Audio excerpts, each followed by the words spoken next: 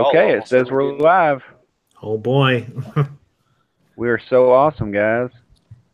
Almost just heard me get in a car accident live. Hey, and it just told me online that that we're live on my phone. It gave me a notification on my own channel for some reason.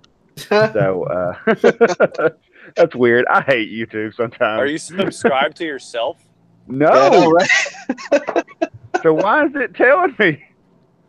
I have no idea, man. That's It's so like, weird. hey, man. Okay, so this is pretty much a new age radio show, right?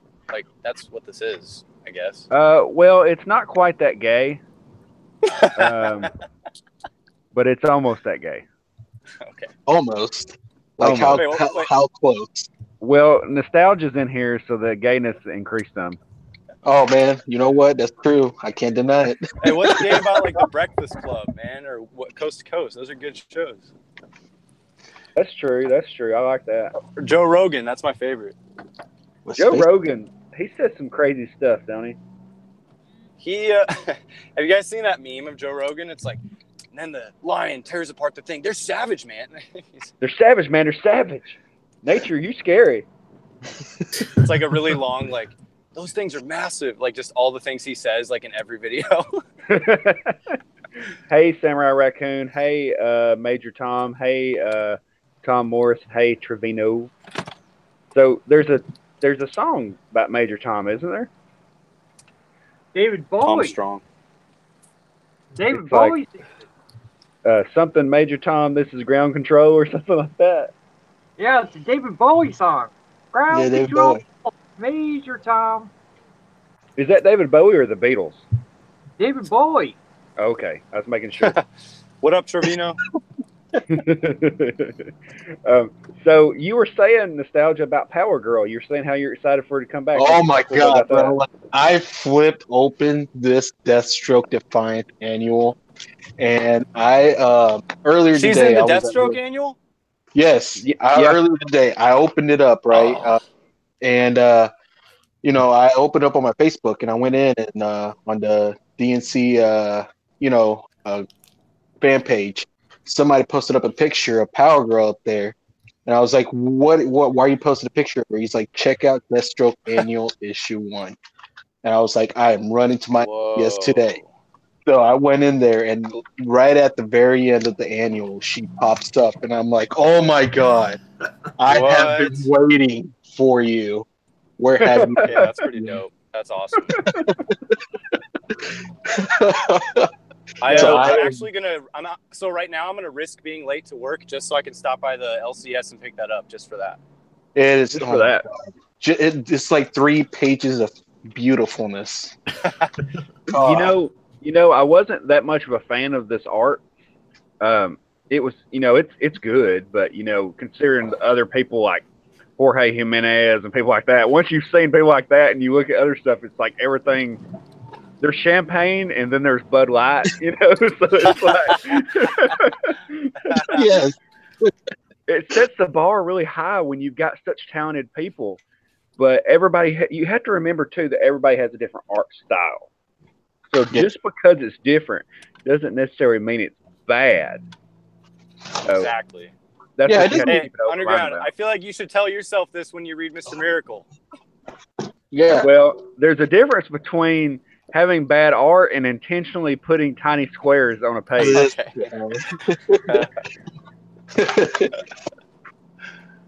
I mean, I guess I'm getting older because I'm over there looking at them pages trying to see them characters and they ain't got no faces. And I'm going, that looks like something that somebody drew, like a newspaper ad or something. Levels weren't high enough for reading the comic, man. That's what happened. Do you not wear glasses when you read? Yeah, I wear glasses. No, I don't wear glasses, but I can see because I can tell they don't have faces. The little figures, they didn't have. And see, after that, I read another comic. I can't remember what comic it was I read, but it was just last week. But the details, like you look at the little people in the background, and they had expressions on their faces, like actual expressions. And I need to find which comic that was because it was so good. I was like, how do you draw that tiny, that good? You got to be zooming in on the digital art or something. Yeah. Well, or you could just be using a different type of pencil, right? Well, there's a certain way that, I mean, that small, you're gonna have to be like doing some kind of digital art. It just doesn't make a whole, you know, it's not possible to do it that small, because it was like the people on the page were like less than an inch tall, you know, and they actually had like expression stuff. I was like, oh, somebody zoomed in. Which a lot of people do digital now. There's not a whole lot of people left that do regular pencil art. That's why the pencil art stands out. Yeah. Yeah.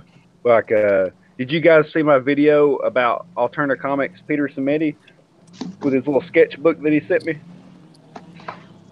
I was actually going to check that out later on. I didn't know you were going to go live here, but yeah, I was about to catch up on my freaking YouTube videos. I've been slacking on those, but yeah, That's that cool. was on the radar. Yeah, check that out, because basically he sent me the, you know, I won't ruin the video because I want you to watch the video, of course. I got to get my views in.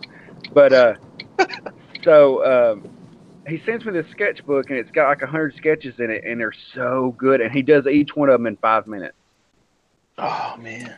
And I'm like, how do you draw that? I mean, they're not awesome, of course, but they're just really, really cool and really, really detailed. He does like all this random stuff. And then later on, he tells me that the pictures I didn't recognize were like people that were backers. He went and found random pictures of like their social medias and stuff, and then just drew those pictures. No way.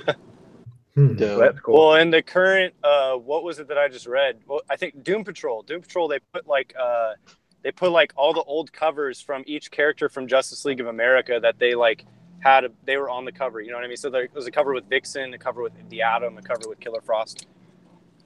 But it was actual covers from like the 90s and the 80s, and it wasn't actually drawn on the page. You know what I'm saying? Yeah. Oh, that's cool. I didn't know that.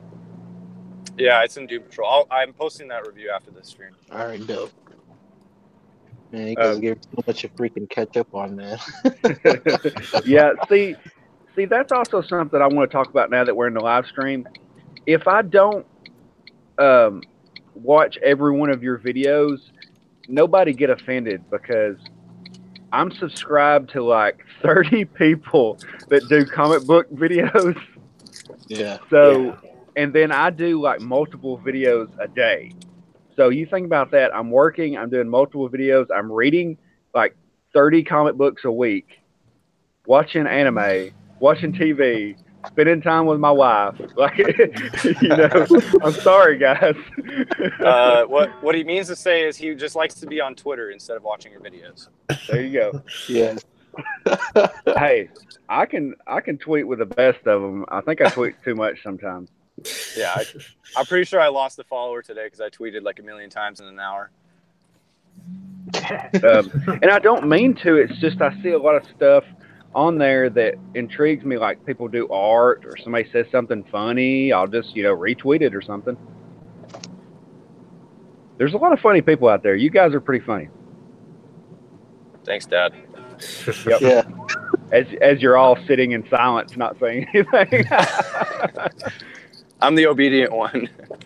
Well, I want to talk about Power Girl, how dangerous she is to toxic masculinity and patriarchy and all that. Tell us about it. Tell us God. about that patriarchy. Well, it's not good. I know that. You don't want it. You don't want it. I know that. I like to enjoy my patriarchy with a little glass of milk. I don't think it's good for you. It's, I don't know what it's high tea. Okay, Very high tea. You know, it's and now that I'm talking about Power Girl, that reminds me of that little cartoon that somebody had where she had the costume and nobody would pay attention to her, so she took a pair of scissors and cut the circle out in the middle. Oh my God, yes. She was like, nobody looks at me. Can you send that in the group chat? Because I haven't seen it. If anybody's got it, send it. It's an old one. I'm sure that Nostalgia's got it. I'm sure he's got it like in a folder entitled Power Girl XXX or something. Nostalgia made a t-shirt of confirm it, nor but I still deny haven't seen it. So they showed the new comic books that are coming out next week already, and like you can go in there and see. Now some of the covers they hadn't revealed just yet, and that irritates me. But they were showing some of the covers that are out, and I don't know if you guys check that very often, but I was bored, so I got on Midtown Comics. And Batman has 2 different cool covers coming out next week. One with Catwoman and one with Wonder Woman? No, they've got it's both of them is with Wonder Woman and Batman. I know. Wah wah. And so it's issue number 40, and they're going to have one with Oliver Copiel and then one with Joel Jones.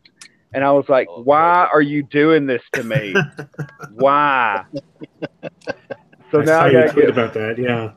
Now I got to get both covers, and then I'll probably have to get the regular issue too, just so I can read it. I'm proud of you, people. I'm very proud of you. Well, I mean, you're talking to the guy that has 10 issues of Dark Knight's Metal #1, so. Yeah, no, I'm the same here. I have 10 issues of every issue. I can't understand why you're broke. Yeah, well, honestly, that's why I got the job at Amazon, because I bought literally like 5 covers just for Red Death. I like your picture that you sent in the group chat, Nostalgia. That was funny. Oh yeah, man. I did a video earlier today about my comic book pickups, and I stopped by Barnes and Noble, and I picked up this DC Comics Cover Girls book, and it has a whole bunch of covers on it. You know, different covers from the ages, stuff like that of women. Yeah. DC. And I saw that Saturn Girl, and I was like, "This was a cover." Wait a minute. Yeah. What are you doing? Sometimes these covers just make you go, what? I mean, it just takes you back a second. Like I'll see some covers, and I don't like busy covers. You know, I like covers like that have a lot going on. What's it called? The Secret Empire covers? Yeah. I mean, you can at least tell what's going on, but when there's like most of everything is the same color, I hate that. And you know, they do the Batman Teenage Mutant Ninja Turtles 2 covers like that, and then the regular Ninja Turtles covers like that, where it's really gritty and there's a lot going on, and you have to like really look at the cover to see what everything is. I hate that. Like, you need to make it to where when you're 10 feet away, it's a 10-foot rule. And when you're 10 feet away, if you can tell what's going on in that cover, I think that's a good cover. Okay. Okay. So that way, when you walk by, you're going, "Oh, that's Batman. Okay, that's Superman." You know, and then you can pick that up. And ideally, it should actually tell you what goes on inside. It shouldn't be one of those like movie poster profile covers that just show the character in a cool pose or something. At least I think so. So somebody just said in the comment section that Stan Lee had something wrong with him, but now he's in stable condition. I think I heard something. Irregular heartbeat 30 minutes ago, but he's okay now. Well, heart goes out to him, but. Well, I told you guys. Did I not tell you guys that this is going to end up killing him? Frankly, I'm surprised he's still kicking. I would have thought that he would have gone not long after his wife, which, frankly. Yeah, that's probably going to be me too. But it's just really sad that they're attacking him like they did, because he's not in good shape. He's not somebody that can just defend himself. Does he have a cameo in the Black Panther? I'm sure he does. You would hope so. Africa, and Stan's gonna be there smiling. They're gonna be like, boo the patriarchy. How did he get in this movie? So let's talk about the Black Panther for a second. Right. Yes. Who is ready to watch the Black Panther? Who's going to watch it? I'll watch it. Yeah, I'm good. Thank you so much. Sorry, I'm late for work, so I'm all antsy. I'll watch it. Who's going to watch it? Somebody? I'll watch that because I liked the teaser trailer that came out, the very first one. Yeah. I think the problem with that is they can't stop advertising it. Like if you would just do the trailers, you would be fine. But like I got 2 different notifications of videos about Black Panther today from the Marvel YouTube channel. It's annoying. I haven't been watching all the trailers because I just don't like seeing them. And what's funny though is they were talking to the guy that's voicing Black Panther the cartoon, like Avengers or something like that. Oh, and, like a newer cartoon? I've seen. Yeah, it's like the only Black like Panther cartoon. The only one that I've seen is the John Romita Jr. like adaptation of the comic. Have you guys seen that? No. It's like Yeah. What's it called? It's not a animation. It's something else. It's Moving something comic. else. A moving comic. Yeah. Yeah. Moving comic. Yeah. Well, this is like It the was new on TV some show. TV show. Anyway. I'm sure this is like on Disney XD or something. You know, that's what all of them are on. But they were Okay. interviewing the voice actor, and he had a very cool voice. Like, he's good at voice acting, like changing his voice and everything. But they're talking to him, and I was just waiting for the race card to come up. I mean, I know you have a black guy interviewing a black guy at a Black Panther movie review, working for Marvel. What do you think's about to happen? And so all of a sudden they start talking, and he's very nice. He's very cordial. Never brings it up. Talks about having talent. Talks about having to be a good actor. And I was like, wow, isn't this refreshing? So this is the guy that does the animated voice for him, or the actual actor? The voice actor. Okay. Not Not the regular actor, the voice actor for the TV show. I'll see if I can go down through my notifications here, try to find out who it was. I'm sure somebody knows. While he's doing that, I wanted to inform you guys that I got Jim Lee cover Metal 5 and the Deathstroke Defiance Annual, just for nostalgia. Oh, your boy. Thanks, man. Those suck. What? Just kidding. Get out of here. Metal 5 was honestly one of the best metal issues yet. Yeah, I just got done reading it, and I've got to tell you guys, it's freaking good. It is freaking. I picked up the Wonder Woman cover, and I picked up the regular Dark Knight Metal issue 5 cover. Well, and it is freaking dope, man. I actually like issue 5. Issue 5 really kicked it up. The cover was cool. God, I haven't. I still haven't read that. I'm just really ready for the good guys to start winning.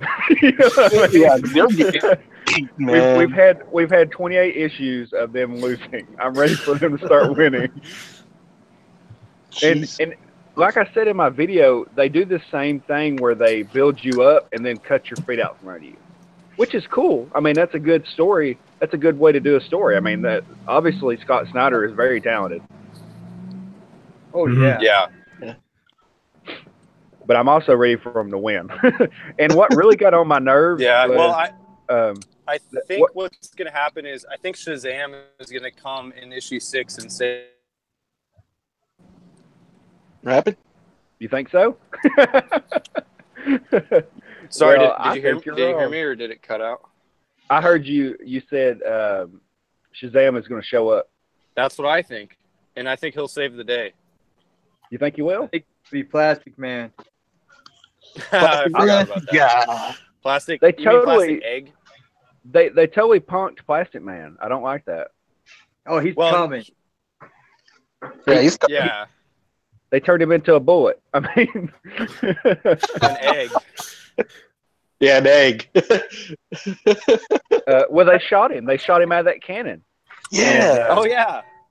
And so I was like, that's cool. I mean, he totally just lets you just shoot him out of a cannon. That sounds predictable.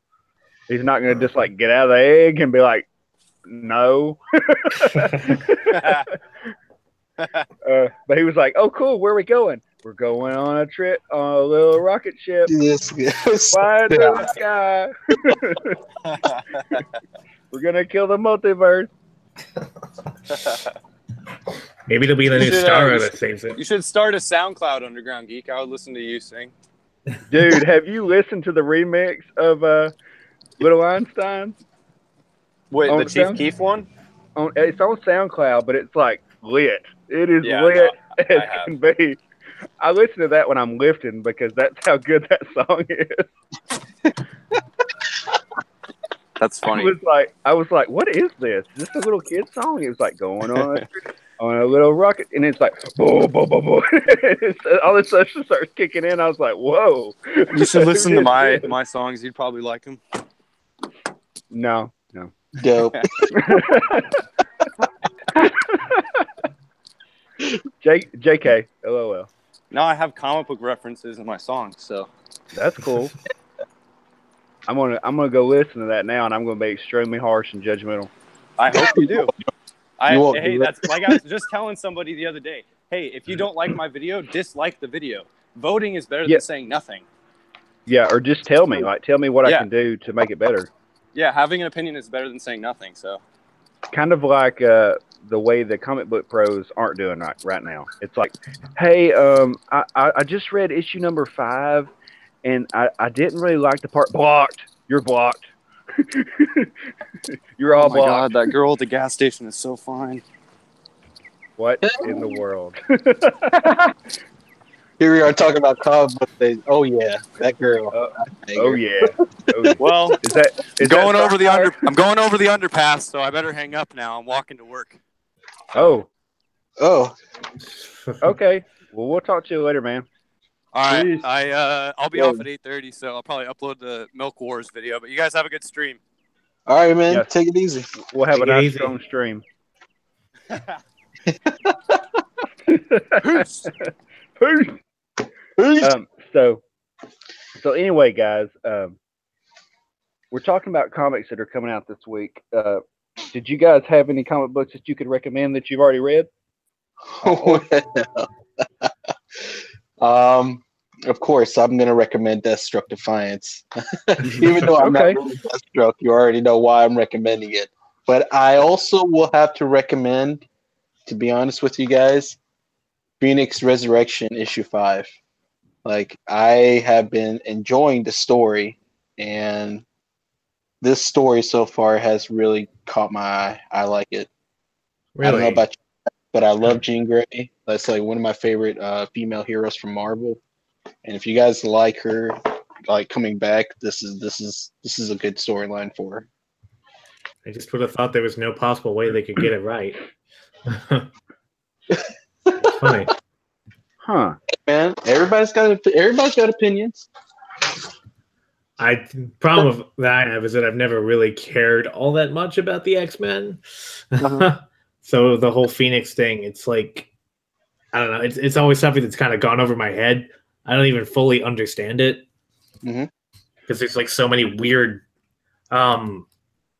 like ins and outs with the whole Phoenix storyline. Like, Yeah. it's like there was a fake Jean for a while, and I don't. What happened to the Phoenix after she died on the moon, or was that the fake Jean? Or I really don't know. Yeah, man, this is stuff you have to actually like, look up and sit down and actually take 30 minutes out of your time to look at what people are saying and take their word. Like, there's 3 different, like, for me, from what I've read, from what I've been looking up, there's 3 different story variables that always poke out to me. So yeah, definitely take the time. Just, I mean, if you want to, I'm not telling you to do it, but if you want to know more, I'd suggest just looking online and looking at what people's theories are. You're just sitting there and actually, just looking at different things and then just put it all together piece by piece, and you should be able to like follow it really well. Huh. Oh, that's a good way to put that. I mean, yeah, I had time, to do all that, but now I don't. But what do you guys recommend? Because I could still go buy some more comic books. I just don't know what else to buy. Who else wants to recommend something?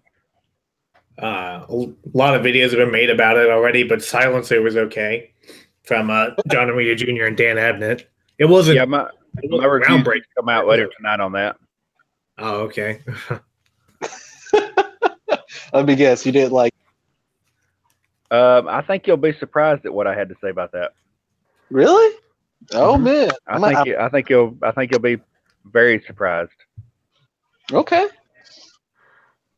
See, that's the thing about me. You never know what I'm going to like, and you never know what I'm going to dislike. It's very hard to tell, and it's kind of like whatever mood I'm in too. Yeah, that doesn't. Yeah. Do you do videos before or after you lift? That's the question. Oh, I lift in the morning. I lift first thing in the morning. Like, I get up, put my clothes on, go lift. That's exactly what. Oh my God, Geek. Yes, that's the best time to do it. I get up at 5 o'clock. Yep. I put my clothes on. I drink my pre-workout. I spend a little bit of time with my wife, and then I go to the gym. Same here. By the time you hit the gym, your pre-workout's already working, so you're ready to roll right there first thing in the morning. Dude, my pre-workout kicks in, and it makes my skin like get hot. Yeah. Does it like give you like tingly sensation? Does it like freaking not tingly, but I feel like my skin on my face is pulling in a direction. It's very weird. Wow. Like it doesn't feel tingly because it doesn't have a thermogenic in it, but it does. I do like within 15 minutes I feel it. Okay. So it kicks in. It's that Hyde Max or whatever, Mr. Hyde. I haven't tried it yet. It's pretty good, and then I mix it with creatine hydrochloride, and then I mix it with carbo gains, which is like straight up carbohydrates. And it's good. It's good. Real good. Like you tap on your vein and ready the needle good? Do what? Like tap on your vein and ready the needle good or what? Oh yeah, gets y'all pumped up. All right. Hey, I was telling somebody today, see in my job I have people come by and they'll like be trying to get us to go to all the auto auctions and stuff. So they'll send people by to come talk to you. And I have this one lady that comes by and talks to me all the time. And she's really nice and she's cute and we talk about stuff. And she was saying something about she had to go get like some blood taken the other day at the doctor's office. She said, they can never get my blood. And I said, because you're dehydrated. I was like, how much water do you drink? And she was like, I don't drink much water at all. I don't even think I drink like one bottle of water. And I was like, yeah, you're going to die. Yeah, you're going to die. Yep. I said, I drink like 7 bottles of water today. If you're going to donate blood, the best thing to do would be to chug at least a gallon of water. Like 5 before you go to bed. That's when I told her, I was like, look at my arm. My arm looks like a bag full of snakes. Like, if they were going to get blood from my arm, all they could do was they could just close their eyes and just jab in my arm and they would get a vein. Yes. Somebody said they don't know who's on the live stream, so Tim Morris said that, so I'm going to introduce everybody. We've got Conservative Nerd, we've got Unranked Chevron, and we've got Nostalgia and Criticism. Well, all right. So they're all in here. So that's who's in here. Tim, asking all them questions. Yeah, Tim. Blocked. Learn. The White Wolfie said a bag full of snakes. Yep. My arm looks just like Jennifer Connelly's hands. Oh man, veiny as fuck. Somebody made that joke and it has ruined Jennifer Connelly for me ever since. Oh, why do you do this? I was like, they said, oh, it was Family Guy. They said, don't shake her hand. Jennifer Connelly's hands looks like a bag full of snakes. And I was like, oh no. Why did you do that? Oh man. So anyway. We don't unranked and conservative. Do you guys have any comic books I should pick up? Yeah. I like Old Man Logan a lot. I don't know if anybody's reading Old Man Logan. I picked up a whole bunch. bunch of comics and I haven't read them yet. That was one of them I picked up though, was Old Man Logan. Isn't that fun when you buy a bunch of comic books and like there's so many that it's going to take you forever to read them? Yeah. I love that. Oh man. Because you have fun going and getting them, and then you're like, you put them down and you start reading, and then like a week or two later, you remember, you see one and you remember that you got it, and you're like, oh man. What do I do with that? Yeah. It's, like I bought those alternative comics, and it gives you like, I don't know, like 16 of them. And I still haven't even like cracked the middle stack yet. I've been really liking what they've been doing. Oh man, they're so good. Has anybody read The Chair yet? Do what now? The Chair? Has anybody read that? I read issue number 1. I know Dark Philly is like a huge fan of that series. I haven't seen the movie yet either, but Oh yeah, they said something about the movie, and I was like, hmm. the Is there a last movie film. for Terry? Mm-hmm. Okay, They made a whole crowdfunded thing about it. It was supposedly the last movie Roddy Piper ever starred in. That is hilarious. Now I've got to watch it. I read issue 1 and I thought it was really weird. But I have all 4 of them. I just haven't read the other 3. So nostalgia is, of course, again talking about Power Girl's boobs, and you know that's the funny thing. That's the funny thing about drawing boobs. You never think it's going to be hard until you actually start to draw them. Huh. Yeah, it is. This is true. And then you're like, oh man, I'm gonna draw this female character. She's gonna be hot. It's gonna be good. And then you go to try to draw, and you're like, why does her boobs look like that? I've never seen boobs like that in my life. One's just way. It looks like she has cancer in her boob. That's terrible. It is terrible. That's what I'm saying. Nostalgia, that's awful. I wouldn't wish cancer on anybody. I'm just saying, though, it just looks like it. Well, here's another funny thing about drawing boobs. I was looking at a picture today. Somebody had shared a sketch, and they did like Little Red Riding Hood, but of course they did her like all scantily clad. I think I sent it to the group chat. They did all scantily clad, and I was like, okay, this is kind of good. And then I noticed like, oh, the werewolf was like licking her side, and I was like, that's extremely awkward. Yeah. But then when we were talking about it later on, somebody said she's got tube boobs. Why does she have tube-shaped boobs? And I was like, oh my God, she does. Why does she have those like that? That's the most awkward thing. So it's definitely one of the harder things to draw. That and feet.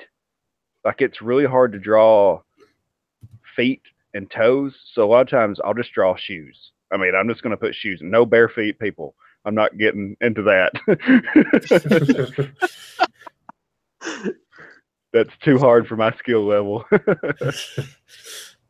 Well, you're up there with Rob Liefeld at least, but yeah. If it was that, what's his name? If it was Eric Larson, then we know he'd have no problem drawing all that stuff. He'd make sure that, make sure that was on point. He would just make sure that the female in question looked like she was like 13 years old. They showed another cover for the newest Savage Dragon that's coming out, and I was flipping through there and I saw that cover and I was like, oh my gosh! I mean, it's straight up like pornography at this point. And I was like, dude, it's not even like you're trying to hide it. You're just basically drawing your own porn at this point. It's like you pretty much said, you know what? Fuck this. I know sex sells, but I'm just going to go ahead and just do it up. No shame. Question. Every issue, man. Every issue. Yep. No shame. How old is that girl supposed to be in that book? Because she looked 14. I know. And I don't think they really bring it up, but there's a reason why, because he draws females on there that are not like that. So it's like, why do you draw all of his little girlfriends like they're 14 years old? Yeah, it's creepy. Well, Asians are young looking. I'm not gonna lie to you. I mean, I see every day. Stephen King. It's Stephen King type weird, is what it is. Yeah. Because Stephen King is one of those guys that just makes you go, dude, you need help. Like you read his books and you're like, you need help, dude. We're going to take you to the doctor right now. He's going to give you a little lollipop. Him and Woody Allen. Woody Allen too. Gosh, somebody said Eric is a lolicon confirmed. Yeah, I don't want to know what that means. I could see that. I mean, there's a lot of weird guys out there like that do comic books and things of that nature, which, if you're doing comic books, you're going to be a different kind of person anyway. There's that niche of person that likes comic books. We know this. We like comic books. And then you've got that group of people that are just like way out there. We're like normies compared to those people. Yeah, we're not people who can like point out, all right, if you read this issue and this issue, it'll connect everything that you've been reading so far. So pick those up, specific like wordings that people have said in their comic books. I'm like, just want to read a story. I'm not gonna like idolize the whole book. Even though I like Power Girl a lot, I don't idolize her. It's just a freaking character I like. That's it.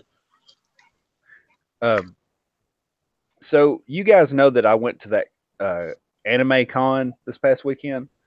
Yes. Yeah. And I've never been to one of those like ever.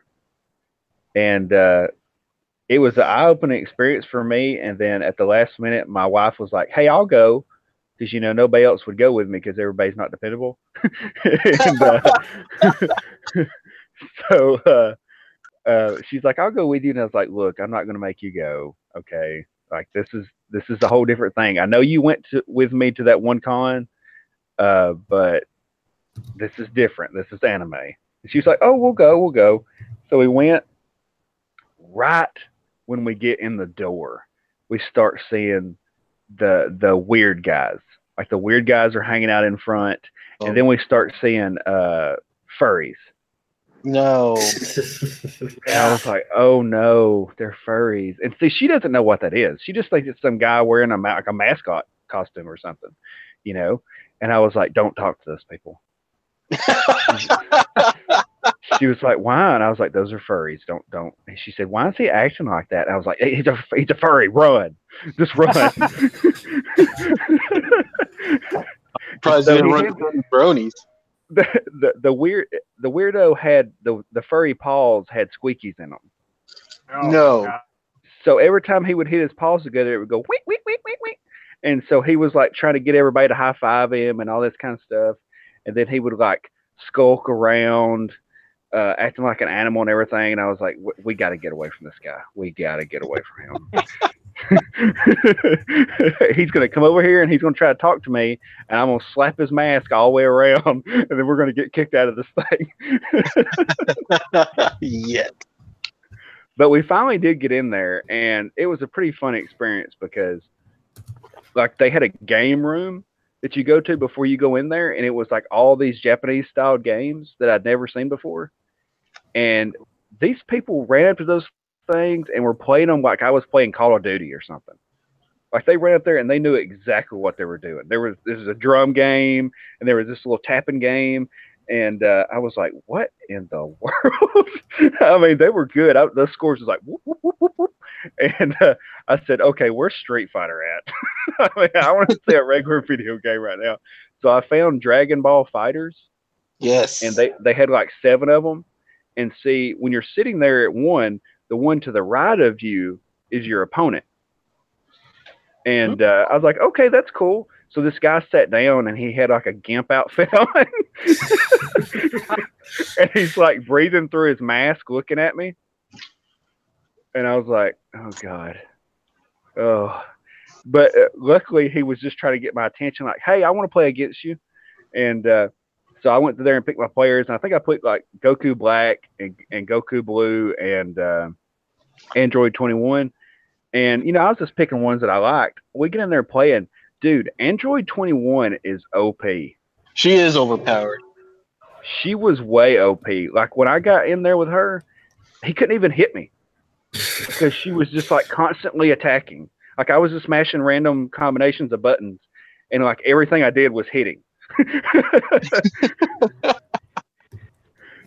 But I mean, Dragon Ball Fighters is a very fun game. So if you like fighting games, I would definitely play that because I played it one time and I was hooked. Like I like that game. It is. It's a very good game. It is a very good game. I mean, it only comes out in Japan, which sucks. But I've seen people get it on their PCs and download it. Mm-hmm. And if you can, definitely play it. It's worth it. Oh, can you not play Dragon Ball Fighters over here? I thought, well, no, it's out. Yeah, it should be out now for the PlayStation, if I'm not mistaken. But for the longest time, it was released in Japan only. Yeah. If I'm not mistaken. Well, yeah. I was thinking they had something like that because I mean, it's a pretty popular game. Eventually, they should have it. Mr. X said, "You heard any news about Stanley being rushed to the hospital?" Yeah, they said that he was rushed to the hospital, but somebody commented earlier that he was in stable condition now. He was just still a little rough. If that answers your question. Yes. But yeah, so do you guys watch? Y'all watch any Dragon Ball Z? Any of you guys? I do. I haven't seen any of Super. Yep, I'm keeping up with Super. It's getting good, man. I can't wait for the last bit. Super is pretty much fan service at this point. Well, the thing with Super is they're making the anime, right? But they have the manga written as well. But with the anime, they're just trying to make it merchandisable. Like they're trying to sell merchandise for it. And so all these people right now that are still fighting, like they have high market merchandise for them still coming out and rolling. And I know it's going to end soon, but it's gotten a lot of good feedback and a lot of people are buying their stuff. So it's still popular, man. One funny thing about that is, did you know that the guy that writes Dragon Ball Super the manga was a fan fiction writer? he wrote a fan fiction of kind of like Dragon Ball GT, but it was like Dragon Ball like RS or something. And Toriyama found him and liked his art and manga so much that he said, "Hey, do you want to write Super the manga?" And so he does the manga, and then Toriyama does the show. And basically what he does for him is he just gives him an outline and says, these things need to happen. So when you do the next issue, these things need to happen. So that's why the manga is different than the show. Like they don't actually know what's going to happen on the show when they're writing the manga. Yes. So I think that's pretty cool. That is pretty cool. And I like the fact that he picked somebody that used to do fan fiction for it.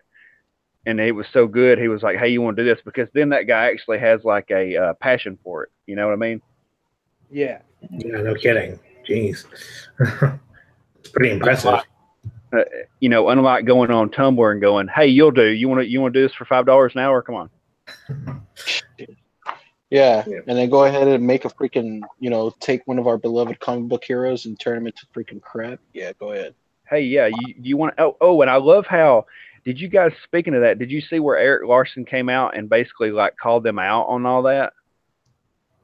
Oh, on Twitter? No. Yeah, he came out and he said, well, they did this on purpose.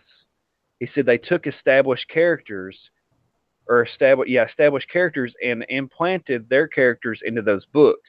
He says you do that so that you get the numbers from the original characters' books. And I was like, oh, man. He straight up called them out. Wow, Eric Larson of all people. Jeez. I know.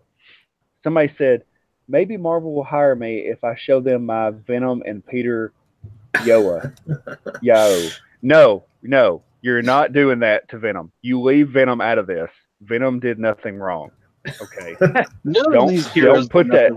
The only thing that was wrong is they put freaking people who aren't even worth hiring to draw them. Ridiculous, man. Yeah, and it's like we said before, they hire people that will work for cheap. Okay. Then they get them in there and they treat them like crap. The people have no work ethic. They basically just show up and hang out with Heather Antos all day. And they don't try to be any better. Like when I'm looking at different artists, and I know you guys are going to laugh, but I'll use Joelle Jones as an example. you look at her first books, they're trash. Right. You look at her very next book, it's better. And then you look at her very next book, it's even better. And now she's drawing for DC.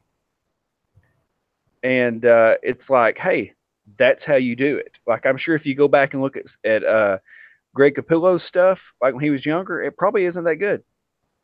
But he got better and better and challenged himself. And, that's what you do. These people show up and they're at a certain level and everybody's been telling them that that level is good, and they don't ever get any better. Like Tumblr art is not okay for comic books. Look it up. Has anybody seen that Jose Villanovas's drawings of Wolverine and jeans and a cape? Oh my God, it's the worst thing I've ever seen. They can't draw. I mean, it's just like somebody shared a picture earlier today, and it was like Camilla Khan and somebody else, and it looked like they were doing something inappropriate because their faces were so goofy. Oh yeah, that was Mim that shared that. Yeah, that was trippy. But it's just it's so funny. Like I think you guys remember me talking about an issue of Secret Warriors a while back that had two different artists on it, and one page was a completely different art style than the next page. It wasn't even good. It was like if you were to take somebody like Greg Capullo and put them next to somebody like the person doing the art for Squirrel Girl. Who's like, is this the same book? Somebody messed up. Does that all the time where they'll have somebody fill in a couple pages that knows what they're doing, and it just looks so out of place. Yeah, I mean it's really funny. You guys remember that video where EVS was talking about he did a book like 7 pages in, and then somebody else took over, and he said he felt bad about that ever since. Yeah. Oh yeah, I remember that. He said, "Man, I shouldn't have done that." He said, "Look at this art style, compare this art style. It made it mess the whole book up, you know." And that guy was actually trying to draw like him.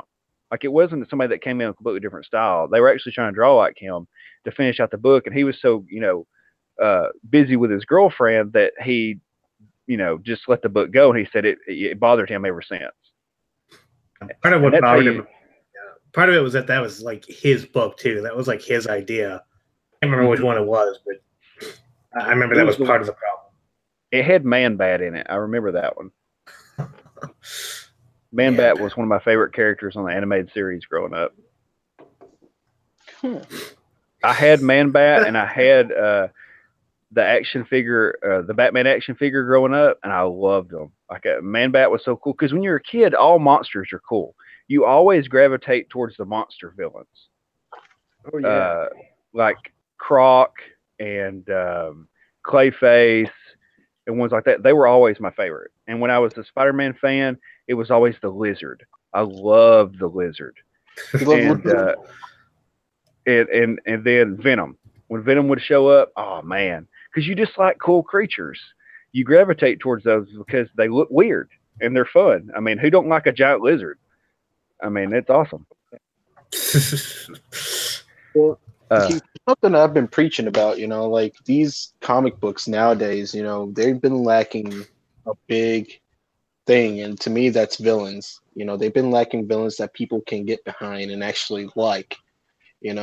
When this Metal series came out for me, it gave me a whole new villain list to actually look forward to and see how these heroes are going to fight against them. But most of these books that have been coming out lately, they have villains, but they don't show them, how they used to in the past. They don't give them enough light. They're like, oh yeah, here's a villain. He's doing some stuff. We're going to go stop him. Like they don't get behind the villain. They don't give the villain some kind of backstory, and that's something that I feel like comic books right now are lacking. Not all of them. I'm not saying all the comic books are, but there's some out there that are, that people really do like, but they see that there's not enough, there's not a villain in there that actually can get them hooked to the, to fight against these heroes. And that to me is something that's been lacking in this industry. Yeah, it's kind of like the Marvel movies where the hero shows up or the villain shows up and he's basically just a placemat at the end of the movies, and you have this big fight scene where the villain always gets killed or something. You're like, okay, whatever. Like Ant-Man is one of my favorite movies that Marvel has come out with. And then at the end you have Yellow Jacket, and I was like, okay, Yellow Jacket's pretty cool. And then he just, ends up, not really having a personality and then gets killed. I'm like, okay, whatever. Yeah. Another problem right now in the comics, though, with the villains is think of how many Marvel books can you think of that the villain's just a plain Jane white racist? Like 20? Exactly. somebody said that they were excited for Spider-Man 3, and then the movie came out. You know, I was the same way. Spider-Man 3 had too many villains. You could have left Sandman out, and it would have been perfectly fine. Or you could have just done Sandman. It would have been perfectly fine. He didn't need to be there. And then you had New Goblin show up, and you're like, oh my God. You could have done that whole movie around Venom, and it would have been sick. Yes. I mean, if you would have had Sandman show up, you know, and then him beat Sandman like halfway through the movie, and then Venom shows up, yes. But supposedly Sam Raimi didn't even want Venom in the movie. That was the studio that forced him to put it in. So you can tell because he shows up halfway through the movie. Yeah. That isn't really fleshed out at all. Yeah, it's dumb. And what hurts my feelings is it was so iconic to the TV show. Like, you know, the Venom gets on him while he's asleep. He has the nightmares and all that stuff. And then we get that. Yeah. Man. There's no, yeah, you know, villains used to be both understandable and threatening, and now they're neither. And I really hope that the new Venom, I hope that they don't go like oversized CGI. Like, I hope that they make it to where he's imposing, but he's not like, you know, Super Shredder, like weird movie kind of bad guy. You know what I mean? Yeah. Oh, yeah. Because Venom is a scary villain. Like, and especially when it's Eddie Brock, because he knows everything about Spider-Man. He's not afraid to try to kill him, and that was an imposing thing about him. He's just like him, only better. Right. So that's what was so scary about him. And I was just thinking about this the other day. Now I've got a question. Now I've got a question for you guys about Venom. So when Spider-Man is fighting Venom, okay, the symbiote amplifies the person, right? Yeah. Basically amplifies their strength and everything. Yep. Wouldn't the symbiote Spider-Man be stronger than a symbiote Venom? Because he's amplifying Spider-Man's abilities, which is already a lot stronger than a regular human, and he's amplifying that. So wouldn't that make sense that he would be stronger as a symbiote than Venom? It may be that the symbiote can, like, it can only do it on a curve. So, like, maybe it can amplify a really strong guy like Eddie Brock. It can amplify him exponentially, but a guy who's already strong, maybe the symbiote just doesn't have it within them to amp them up as much. Mm-hmm. Maybe it's a psychological thing. Maybe, yeah. Peter's used to holding back all the time. Eddie Brock isn't. And he's also a better host for the Venom. The Venom evolved once it got to him because he even looks different than he did when he was on Spider-Man. So I guess that would make sense because it's almost like that Venom is an evolved version of the symbiote that was on Spider-Man. Okay, that would make sense. Yeah. Maybe. Yeah. Gwaltzilla said that the symbiote took all the Spider-Man's powers with him. That's true. That's true. So he basically copied his strength and gave it to Eddie Brock, but amplified it. That would make sense, I guess. What do you guys think? Yeah. Sounds good to me. I was just thinking about that the other day because I was watching Spider-Man 3, and I was thinking, when he's got that black suit on, isn't he like the strongest thing there? Like, you know, like basically he just went Super Saiyan. Like, how is anybody able to fight with him? Now, then I got to thinking, yeah, he did kind of take all his superpowers with him, and then it evolved, and then Eddie Brock got it, and Eddie Brock doesn't really have a limiter. So that makes sense. Yeah, because Eddie Brock is basically Vegeta, and then, you know, Goku's basically Peter Parker, and he does hold back. So that would make sense, because can you guys imagine if Vegeta got the Venom symbiote? I mean, it'd be over. He'd be super strong. Yeah, he would. Well, I mean, that brings back that was on the episode, there was a filler episode, Geek, when that freaking alien thing took over Vegeta. Uh-huh. Yeah. That little purple goo thing. The goo. Yeah, the copied his powers. Yes. That was so lame because that was such a knockoff. That was such a knockoff of Baby Vegeta. It really was. I was like, dude, just do Baby Vegeta if you're gonna do that. I mean, really. Oh my God. Somebody said Vegeta would be the best character to bring into the Marvel universe. Would be total insanity. Yeah, it would, because he would basically show up and just like one man. He would one man the entire universe is what would happen. He just they did it. Like, you guys pissed me off. I mean, really, he'd just kill everybody. Did you guys? There used to be these very detailed videos a while back where they would sit there, and there was always these two channels that I would watch. The two channels would always fight with each other. And basically one person would come out with a video to figure out how strong these guys were. And then the other guy would come out with a video and call horse manure on everything that he said and go into even more detailed story about why people would be strong. And basically they said that like they were trying to talk about how strong Naruto was. How strong is Naruto in the Dragon Ball universe? Okay. And they said Naruto at his strongest level that he ever was basically the same power level of Captain Ginyu. Yeah. So I can see that. So basically Yamcha in the Cell saga could beat Naruto. Yeah. Yes. And I was like, can you imagine if Yamcha just one-shotted the entire Naruto universe? Yeah. He just said, you know what? I ain't getting no respect. I'm crossing over. I'm crossing genres. I'm going to Ninja World. Yeah, no respect. Oh my God. Oh no. I'd read it. Yamcha had a power level of like 130 at that point? 130,000 or ever? I mean, he was really strong.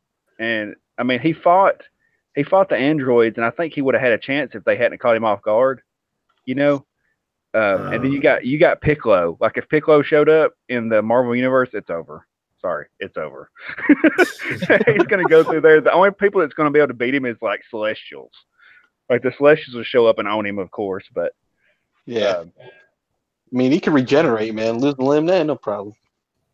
Oh yeah, I mean, he would high team motherfucker, man. and then they were talking about what would happen if Superman went to the Marvel universe. And they were saying that, you know, I mean, and these guys got into it. These are like 30-minute videos. And they're trying to establish a baseline. They're trying to establish a baseline for Superman's abilities. And they're using like regular Superman. They're not using like, you know, Superman 1 million, where he's like a god or whatever. And they basically said that he could go in there, but he would only be strong up to like celestial level. Like you said, once he got to the cosmic people, he wouldn't be able to really do anything. I mean, but he said Galactus. Do what? I could see him taking on Galactus. You could see him taking on Galactus? Yeah. Superman himself, faced by his son? Yeah. Oh, yeah. Superman kick his ass. I think that they said that was as far as he could go. Like, he could probably fight Galactus, but that was as far. So yeah, I think I agree with you on that one. Yeah, I'm a big proponent that if that Superman is as strong as he needs to be, so that like however strong you think he is, he always has another level that he can go to if he really needs to. So he's Goku. Yeah. Well, Goku has to get his ass kicked to get to that point, though. Superman can just. Well, Superman does too sometimes. Yeah, he's done sometimes, but a lot of times, like he'll get smacked around a little bit, and then he'll realize, okay, now I have to try hard, and then he'll just go to the other level that he didn't know he had, and he'll just hit people really hard. Matt Hayes said Superman in Marvel Universe would develop depression and opiate addiction. You ain't lying. I mean, the Marvel gets depressing sometimes. He would just fawn over how awesome Riri Williams is. Oh yeah. he would just show up and be like, "You're a real hero, Riri. I want to be just like you." Yeah, on to the sun. I love in the comic books how now they've kind of figured out how to do Superman in, like, I call him preachy mode, where Superman's beating up a bad guy and he's preaching to him. You know, he's like, "Look, give up. You can't win. You're you're standing up against justice." You know, that whole speech deal and everything. And everybody's like, "Are you still talking right now? Are you still talking?" I love how they figured out how to do that, because you guys remember that last issue where he's fighting Tim Drake Batman, and he knocks him out of the Fortress of Solitude, and he's like basically strutting up to him. He's like, "You can't win this. Like, why are you fighting back?" And it was so reminiscent of regular Superman, because that's the only reason Superman can get beat is because he lowers his guard. He thinks pretty much. he's beat you before you're beaten. And so I think that's the only reason. Yeah. Or somebody will be stronger than he expected, or will have some weird power that he wasn't anticipating, that sort of thing. But like magic or something. Yeah. He's extremely weak against magic, and they made it worse and worse. Like, do you guys remember the TV show with Superman where he was fighting Manchester Black on the moon? Yeah, I remember seeing that. He was fighting like Manchester Black's whole team on the moon, and then like all of a sudden Superman develops telepathic powers, and he's like basically talking to them in their minds, and they're like, "Where is he? Where is he? He's in our minds." And then he like shows up on Earth, like they boom tube to Earth or something like that, and he follows them, and he's like just totally kicking the crap out of Superman, or out of Manchester Black. I did a video about the issue that series is based on, Action Comics 775. I think it's probably the best single issue of Superman ever. Oh yeah. Where they think that, they even think better that than they got Doomsday? him. Huh? Even better than Doomsday? Doomsday just comes out of nowhere, beats him up, and just leaves. There's not much there. Yeah. Okay. People at the time were kind of miffed about it. My favorite Superman story is Grant Morrison, Justice League, where he moved the moon. Like, yeah. Somebody said Joe Kelly. I don't know if they're referring to what you were talking about. Yeah, that's who wrote that issue. And the movie. He wrote the movie that his own comic was based on. Somebody said, "What's so funny about Truth and Justice in the American Way?" Everything. Yeah, that's what the issue was called. I didn't know people knew this stuff. The Authority versus Superman in Action Comics 775. Yeah. Man. That's basically who it was. Like, Manchester Black is supposed to be basically Jenny Sparks. The big guy is supposed to be Apollo. The green lady is supposed to be the engineer.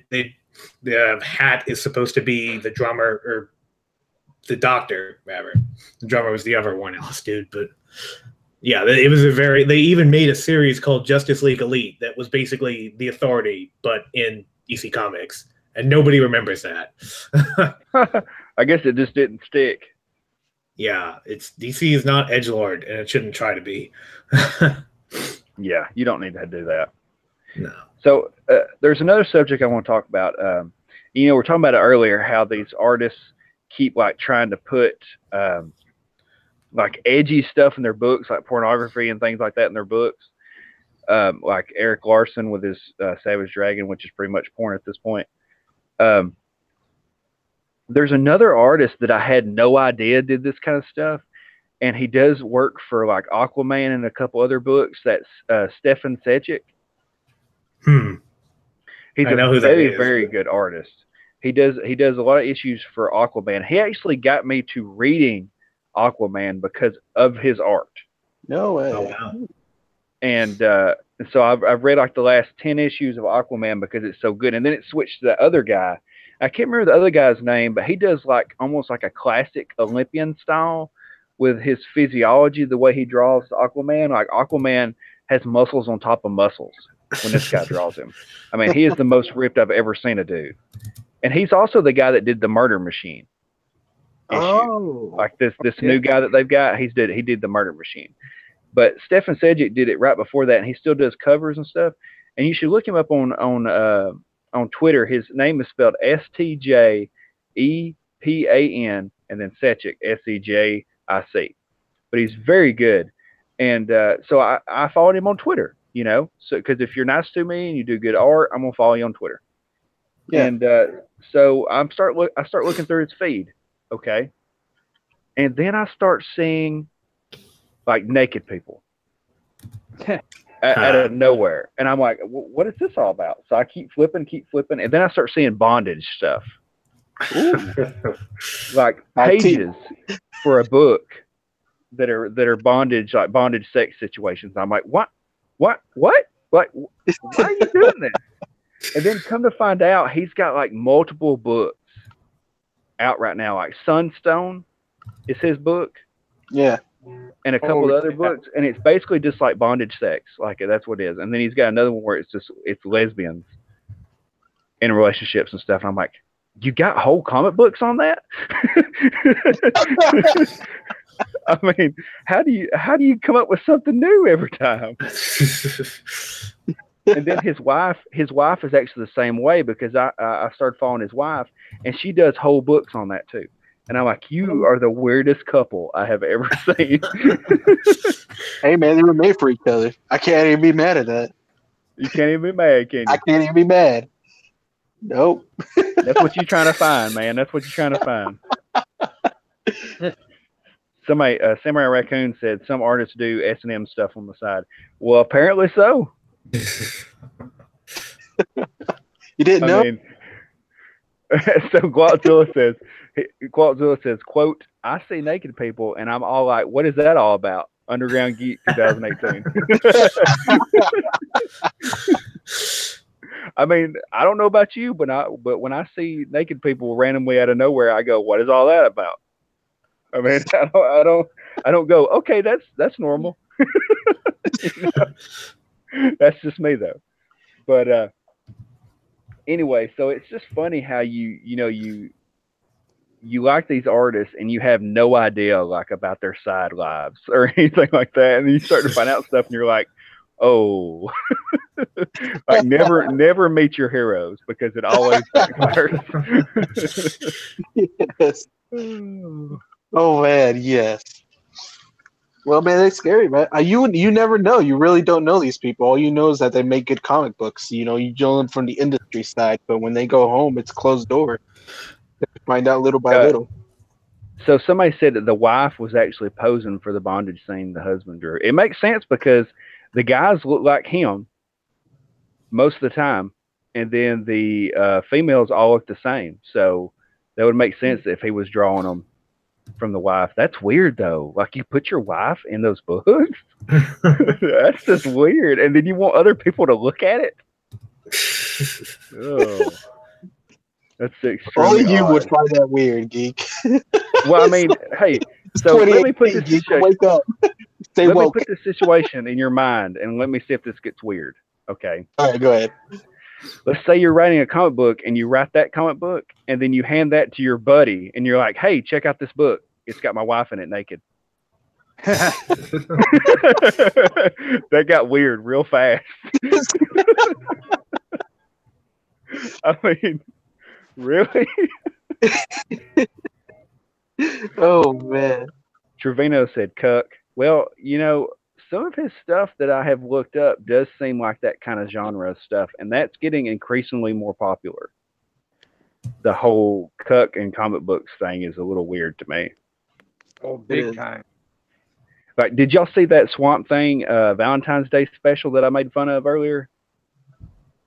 No, I saw you tweeting about it, yeah. It's like this monster. It's this Valentine's Day book about monsters. It's got like all the monster characters of DC. And you know how bad the Halloween special and how bad the Christmas special was. So now I'm a little wary about this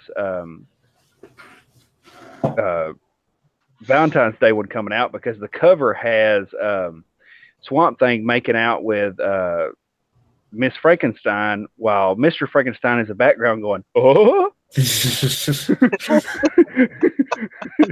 Oh my god. Somebody that. I mean, he's like Hank Hill in the background. He's like, propane? Yeah, okay. So they said people are talking about me in the comments right now. I said, geek has a sense of morality. That's just not an SJW trait. That's true. I would say that's true.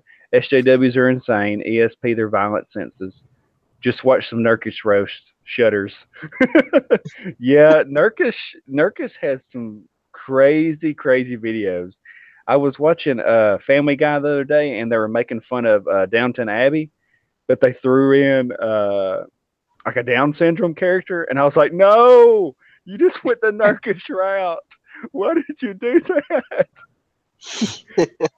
You know, he has those videos where they do a show on YouTube like Downton Abbey, but they all have Down syndrome, Oh no. and it's like a legit show God, on YouTube, and all the actors and everything have Down syndrome. And so Nurkish is watching the video in one of his live streams and commenting on it, and I'm just going, this is how you go to hell. This is how you go to hell. In this comment section, all these people in this comment section, y'all going to hell. Oh man, yes. I think I lasted about 10 minutes watching it. Oh yeah, somebody said Downicity. Yeah, it's called Downicity, and it's a legit show on YouTube. No joke. No. that shows on TV. Stop. It made me sad for humanity. I'm telling you Even guys. the doctor. Go ahead. Oh Oh, man. even the doctor has downs on that show. It's so insane. So to change the subject to be a little bit less, we're going to hellish. Did you see where Mark Waid is off Champions? Oh, and it's Jim Zub that's writing it now? Yeah, Jim Zub has it now. Huh. Yeah. I remember hearing about that. Oh. Yeah. I hope that he don't get in there and like mess it up, but I think he's one of those. I think he's one of those SJWs that's so wimpy and nice that I don't think we'll have to worry about it. It's not like any of us are reading Champions anyway. But see, it was Mark Waid's fault though. I mean, if you get somebody in there that knows what they're doing, you might read it like Aquaman. They'd have to change. True. They have to change the cast to get me to read that. Well, they have to make it make sense. Like they just threw random people together. Yeah, it's all these. To me, to be honest with you guys, I actually saw that Jim Zub was taking over Champion, and he was hosting the Q&A and everything like that. And the stuff that he was saying, I don't think it's going to change much from the book. He's going to. I don't think it's going to change much from the book. But with Mark Waid being off of it, though, and us not hearing from him and not knowing what he's going through, like, do you think something is going on with Mark Waid that he decided to get off Champion? Because I don't think they would take it away from him. Well, I think they did. I think they just, did it like everything else. They didn't want to announce everything at one time. I think they're just trying to slip stuff in a little bit at a time. But I think he already knew. He knew that once this run was over, that he was probably gone. And I'm sure they probably already come to him and told him. Somebody said Jim Zub, the other Cullen Bunn. That does make sense because Cullen Bunn just kind of comes in and does like 80 books a year. And he doesn't really cause too much of a stink. He's subpar. He just comes in, does something, and leaves. And he did Venomverse, which was like way above what he normally does, which was kind of a good change. And then he's doing like Pumpkinhead, now. Yeah. So no joke, guys, no joke. There was like a couple of months, a period of time where every book I picked up had Cullen Bunn's name on it. And I was like, Cullen, go home. Like, quit doing so many books. Be with your family. Is he just like really like friendly with everyone in the industry or something? Is he like super charismatic? I think he's just fast. Huh. I think when they need somebody, they bring him in and he's just really fast. Bye, Gwaltzilla. We'll see you later. But I think that's what it is. I think he can come in and he can write a subpar story very quickly and get done on deadline, and that's all they really care about. Huh. I do. The only thing I know Cullen Bunn wrote was the Deadpool kills the Marvel Universe thing, which I remember liking when it came out, but looking back, it may have been. I feel like that was like the only good thing he may have done. And then they did a second one, a sequel. It was the exact same thing, and everyone hated that. I didn't read that, but. So, Nerdy Texan said, "I wonder if I should get Pumpkinhead." Well, I mean, you could always check it out. Just get the first issue, and if you don't like it, at least you know. Oh man, Hydra Hut said Bunn wrote the 2014 Lobo.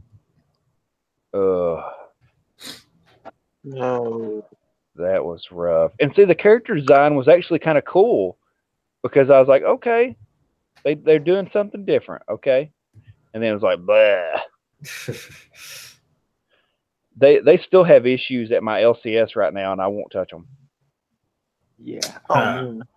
I went to my LCS today, guys, and I have never seen so many Marvel books in a 25, 50 cent bin. You're cutting out real bad, man. Oh, sorry. Stop. You need to turn the porn off real quick. It's using up all your bandwidth. All right, is this better? Yeah, it's better. Okay. So what I was saying was, I have never seen so many Marvel books in a 25 and 50 cent bin in my life.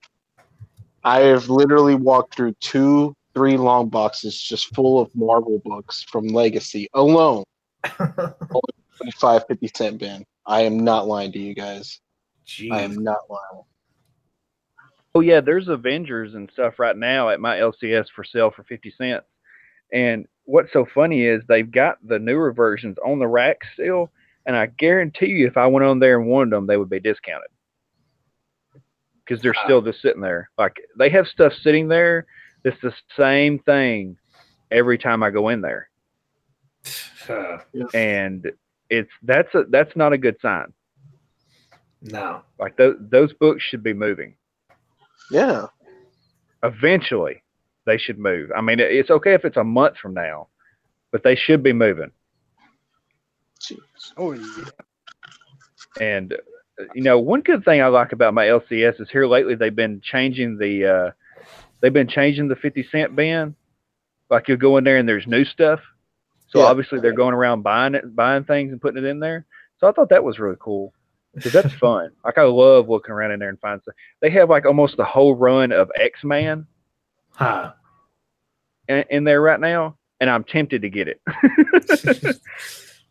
I don't know. I can't remember how bad X-Man was. Judging by none of you guys chiming in, it's not very good because that means you didn't read it. I don't really read a lot of X-Men stuff now. Like, no, this was X-Man.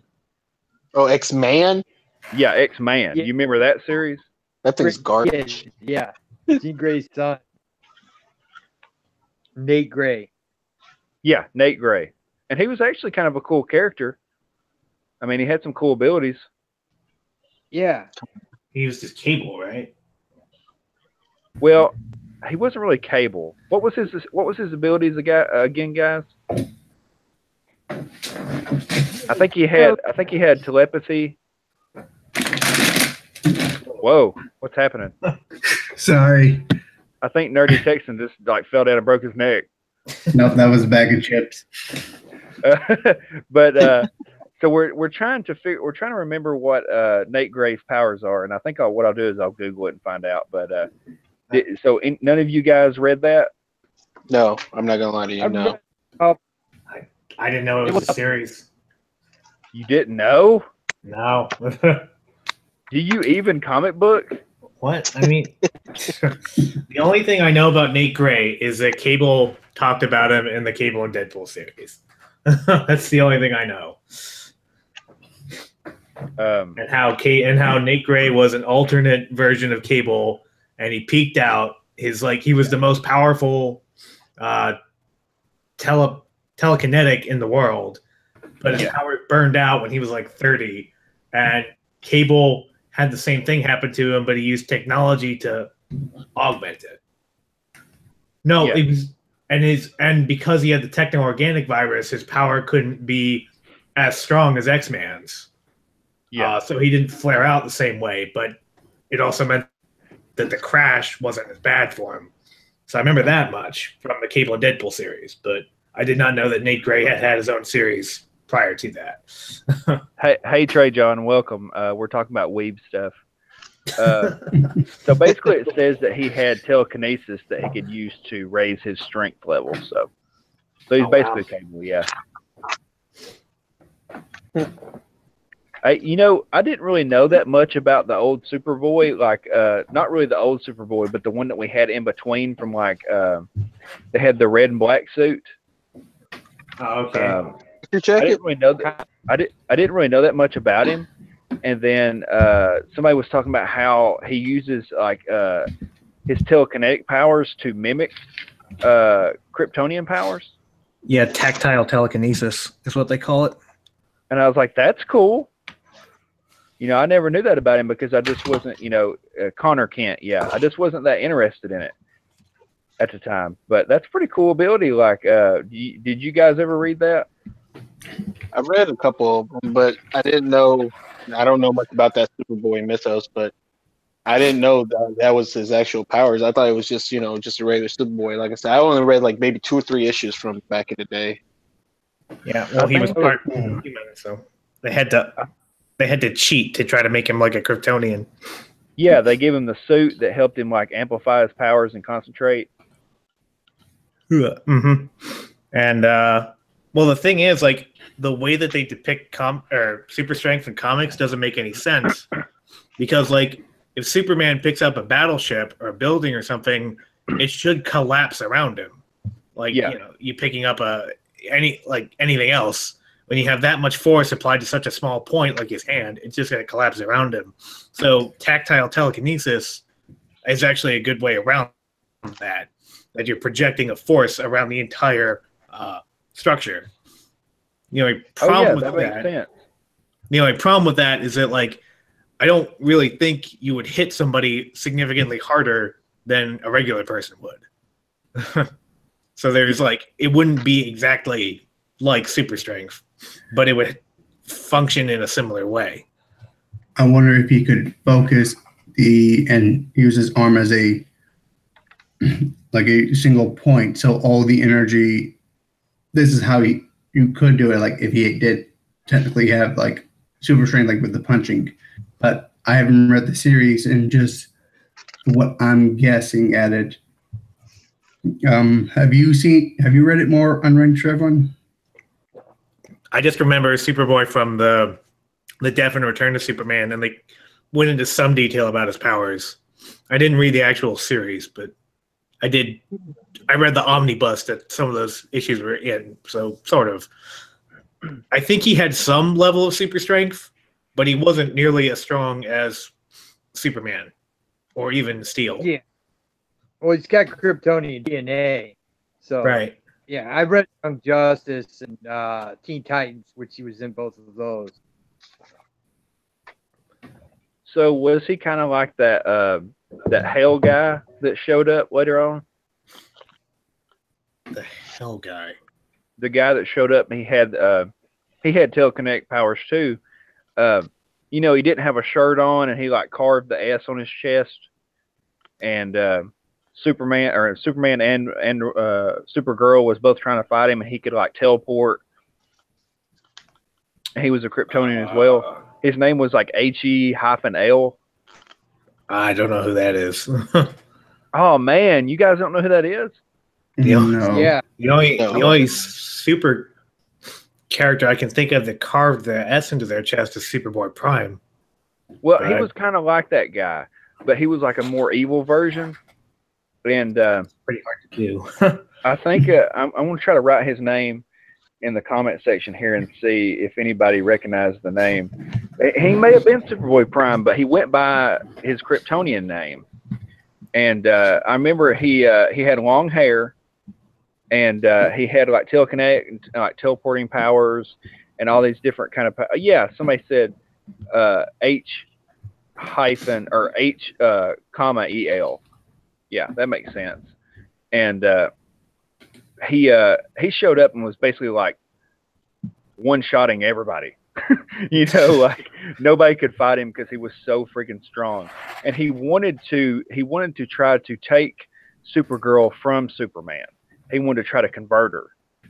And eventually, she was kind of playing along like it was going to work. And then at the last minute kind of betrayed him, and I think they trapped him in the Phantom Zone or something like that. But he was like really, really strong. If he showed up right now, I mean, they would definitely have a problem fighting him. This guy was like Superboy Prime strength level. Jeez, that's a new one. But I remember going back and reading that, and I was like, why is this guy in this book? He is way too strong. Like, this is like Superboy Prime is way too strong to me. When he showed up and had the suit that like amplified his abilities and everything, I was like, how is Superman supposed to fight this guy? That's kind of like when Frieza showed up against Goku. I was like, what? What? How are you supposed to fight this guy? But then that's the good thing about the storylines. Yeah, that's the thing, Geek. With those storylines, you actually remember the villain. You actually remember Superboy Prime. Because most people talk about him because he was a villain that was, that gave the heroes a run for their money. Everybody remembers Superboy Prime. Even if you're not like a comic book enthusiast, you somewhere down the line have heard of the name Superboy Prime because he's just that much of a badass. And somebody said at least he turned good in the end, and I do remember him kind of turning good a little bit at the end. Superboy Prime. Like he kind of realized that he was evil at the end, and so I think that was kind of cool. He kind of realized the error of his ways. It would be cool if he showed up right now and was helping Superman like fight the evil Batman. That'd be kind of cool. He'd be like, "Do you miss me?" Boom tube in there and be like, "Hey guys, what's up?" What happened to that? What happened to Superboy Prime anyway? He got stuck in the Speed Force, I think. I think he's really scared of speedsters because they keep locking him in the prison, and I think he's locked in the prison right now. When did that happen? Was that Final Crisis? May have been. They trapped him in the Promethean wall. Okay. Oh. So he got out, and they trapped him in the Promethean wall. Him punching on the walls of reality and causing numerous changes to the timeline is probably my favorite retcon ever. The best reason for a retcon. Yeah. I was reading that the Road to Final Crisis already, or whatever, that was like the first time I read that, and they were talking about, was that the Promethean wall that they're talking about in that? The wall that the guys guard, and they were talking about Dark Side showed up. Maybe it wasn't. I don't remember. I can't remember that either. We're fake geeks. Take away our geek card. Take away our geek card. Fuck. I'll stay high. Doesn't matter. You'll still go read Power Girl. It'll be cool. Yeah, damn straight.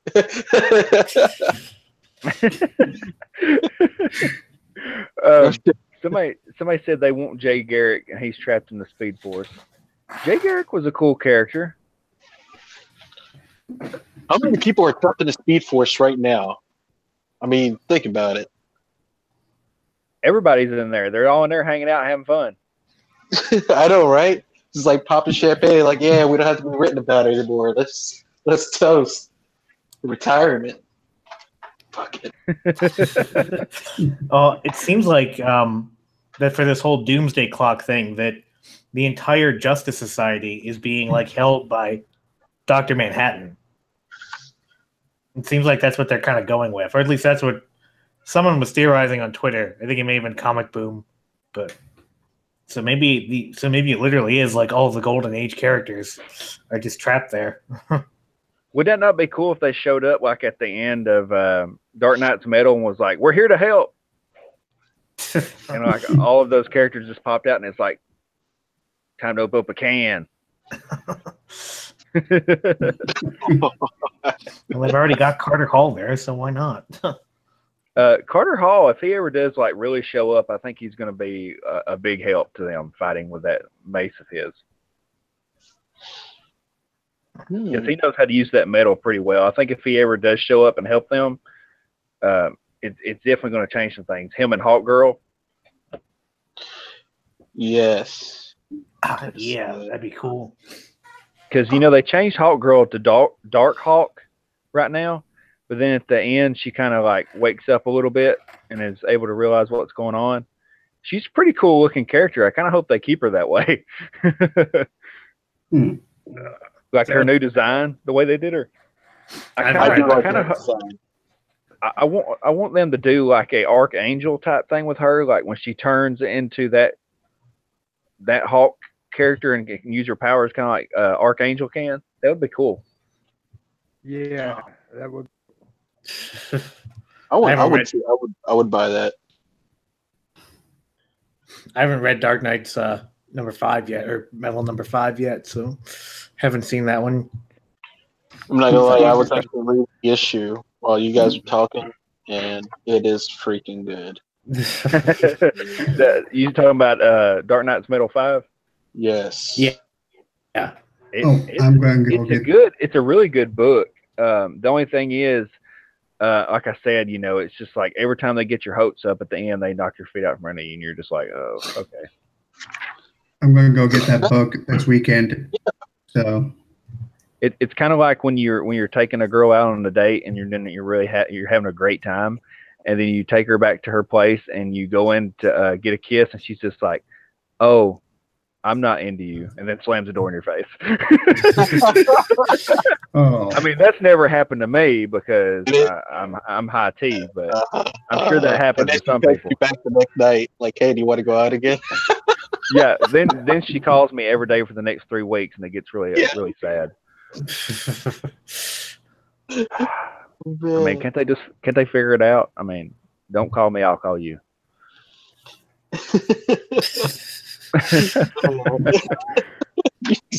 You're taking this to a whole other level. So, yeah, ladies in the comments, like, stop calling me all the time. God. What's going on with you girls?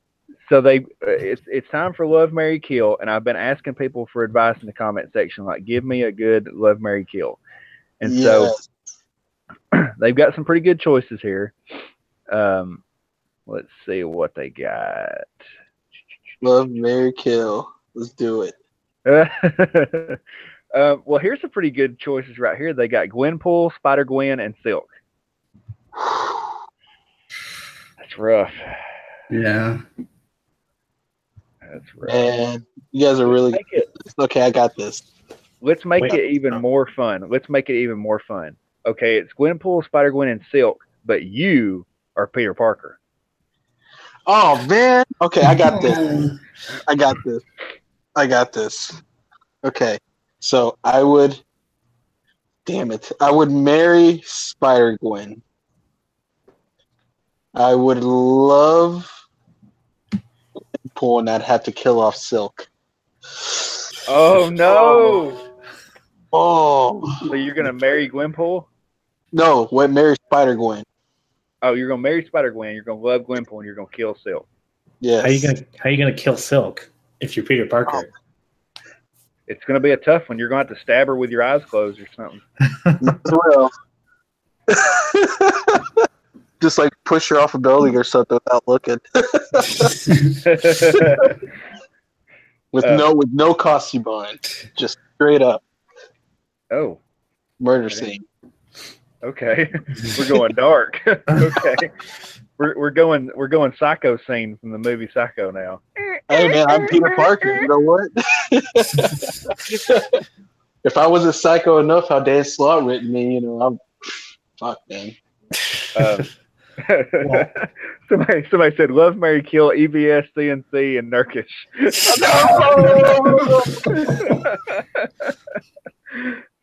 Okay, who's next?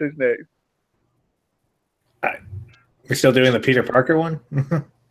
Yeah, we're still in the Peter Parker one. Well, we know the answer to that then. You're going to love Gwenpool because she's somebody you could easily be a fling with. You're going to kill Spider-Gwen because you've already killed one Gwen Stacy. So you may as well just kill another one. And then Silk, you're basically stuck with Silk because anytime you guys come within 5 feet of each other, you have to have sex. So just marry her already. That's true. That makes sense. Why do you do this? No. Oh, God. All right. Who's next? Who's next? All right. I'd kill Gwenpool just because I hate Heather Antos.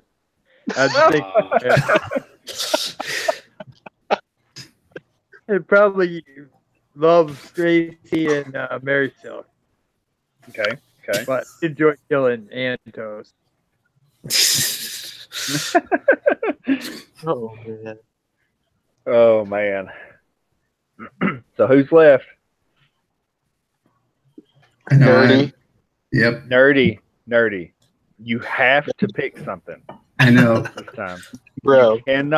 You have to pull the trigger. There's a gun to your head. You better be glad that Nerd Wonder isn't here. Yeah. I would choose to marry Silk. Love Gwenpool and kill off Spider-Gwen. Ooh. Blasphemy. Blasphemy. Oh.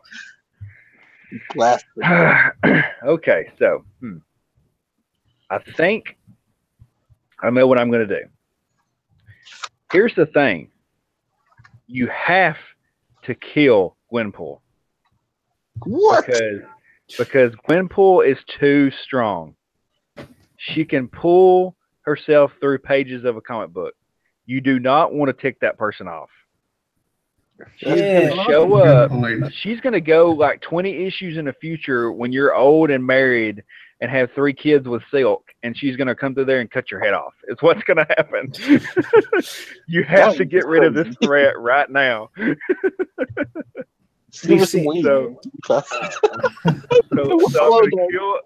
going to kill Gwenpool dead as a doornail. And then I'm going to love Silk, and I'm going to marry Spider-Gwen because I know that Silk is always going to be around. She's going to show up at those awkward times all the time, and you're going to have to like have these weird affairs with her. So you know that she's always going to be around. You're going to have these weird relationships, and eventually Spider-Gwen's going to find out, and it's going to be this whole thing. You're going to have to go through 20 issues of winning back her trust, and then they're going to get remarried, and everything's going to be good. So, see, I've already planned it all out. And then Silk's going to show back up and F it all up all over again. That's why you have to kill her, man. She's up a good thing. What the fuck? No, you can't kill her because she's got that special place in your heart. So, what place? I mean, her costume is made out of silk. I mean, stop it. Come on, guys. That's a classy broad right there. Oh, God. That was a cool idea too. Whenever they did that and they decided to make it like spider silk that she made her costume out of, that's a pretty cool idea. Like, I'll give it to them on that one. Yeah, it wasn't bad. I mean, that's a pretty original idea. We complain about them a lot about doing stupid stuff, but at least that time they come out and said, "Hey, is this kind of cool?" I mean, I liked it. I thought it was original. I think Silk was big when I stepped away from Marvel, so I never read any of that. It doesn't seem like an awful idea inherently. No, I thought she was one of the coolest characters, and I think it's because she has that bandana over her face or whatever that she does. I just thought that was a cool aspect of the character rather than having like a full face mask every time. Yeah. I thought that was a little different. Have you guys, speaking of new Spider characters, do you guys read Renew Your Vows? I picked up issue 1 and 2, but I have not picked up an issue since. Oh, I quit need to reading. get those. I think I quit reading about issue 12 or 13, and I liked it. Huh. Except it was a little goofy and the art was a little wonky, but other than that, I mean, it's a lot better than regular Spider-Man. Huh. How many issues are out now? Like 15 or something. I can't remember. I quit reading it because there were so many other things that I would rather read. So I was like, Yeah, they just need to bring back Mary Jane to the actual Spider-Man book because there's too many. Really do. They really do. I mean, there's no reason they should have kept her off. Since issue 500 something? They're on issue 800 now? 300 issues without a lot of Mary Jane in it. Barely make references here and there about One More Day, just to rub it in our face. Yeah, it's about time to bring it back. It's like nobody liked One More Day when it happened, and now it's been 10 years and people still hate it. That's been nobody accepts this. Even people that don't really read the comics much know that Spidey and MJ belong together. And did you see? Speaking of that spite, did you see the comment that Dan Slott made about the new Iron Man that he's going to be writing? I don't know. You know how he basically did that to tick the fans off. And if you watch any of his interviews, he says that he loves ticking the fans off. Like he says it's fun. And so then when they're talking about the new Iron Man, he writes a tweet that says, something along the lines of, it's going to be fun ticking off the fans again or whatever. And I was like, oh my God, dude. Stop it. Did you not learn the first time? I mean, how many times did you have to have the crap kicked out of you in the back office of the editorial room before you figure out that this is not a good idea? I guess he has to learn again. Jeez. He should just be fired. He's going to have to be fired. That's the only way he's going to learn. Because this guy, he has had no real punishment. They basically, I guarantee they said, hey, we're going to pull you off this book. You had a good run. It's been 10 years, Nobody just come out and said, stop doing this right now. They didn't. Yes. Yeah. I mean, I would have pulled that guy aside about, hey, come in my office, sit down for just a second. Hey, this isn't working. Okay, so we're going to do something different. We're going to put you in another book. And, you're going to do better. And then whenever he started that crap again, I'll be like, look, I was nice the first time, but now basically I'm telling you, stop doing this crap. Yeah. I'm gonna have to say, guys, that it wasn't just somebody from the comic book industry telling him, you have to stop writing this book. I really do think that somebody from Papa Disney came down and told him, hey, Spider-Man is probably one of our best-selling books, and it has been taking hits left and right. It sells consistently, but I know it could sell better, so we're going to take you off this book. Yeah. I really do think so. Yeah. It's like, he's been on the thing for 10 years, and the only storyline that people are going to remember is the one that everyone almost hated, Superior Spider-Man.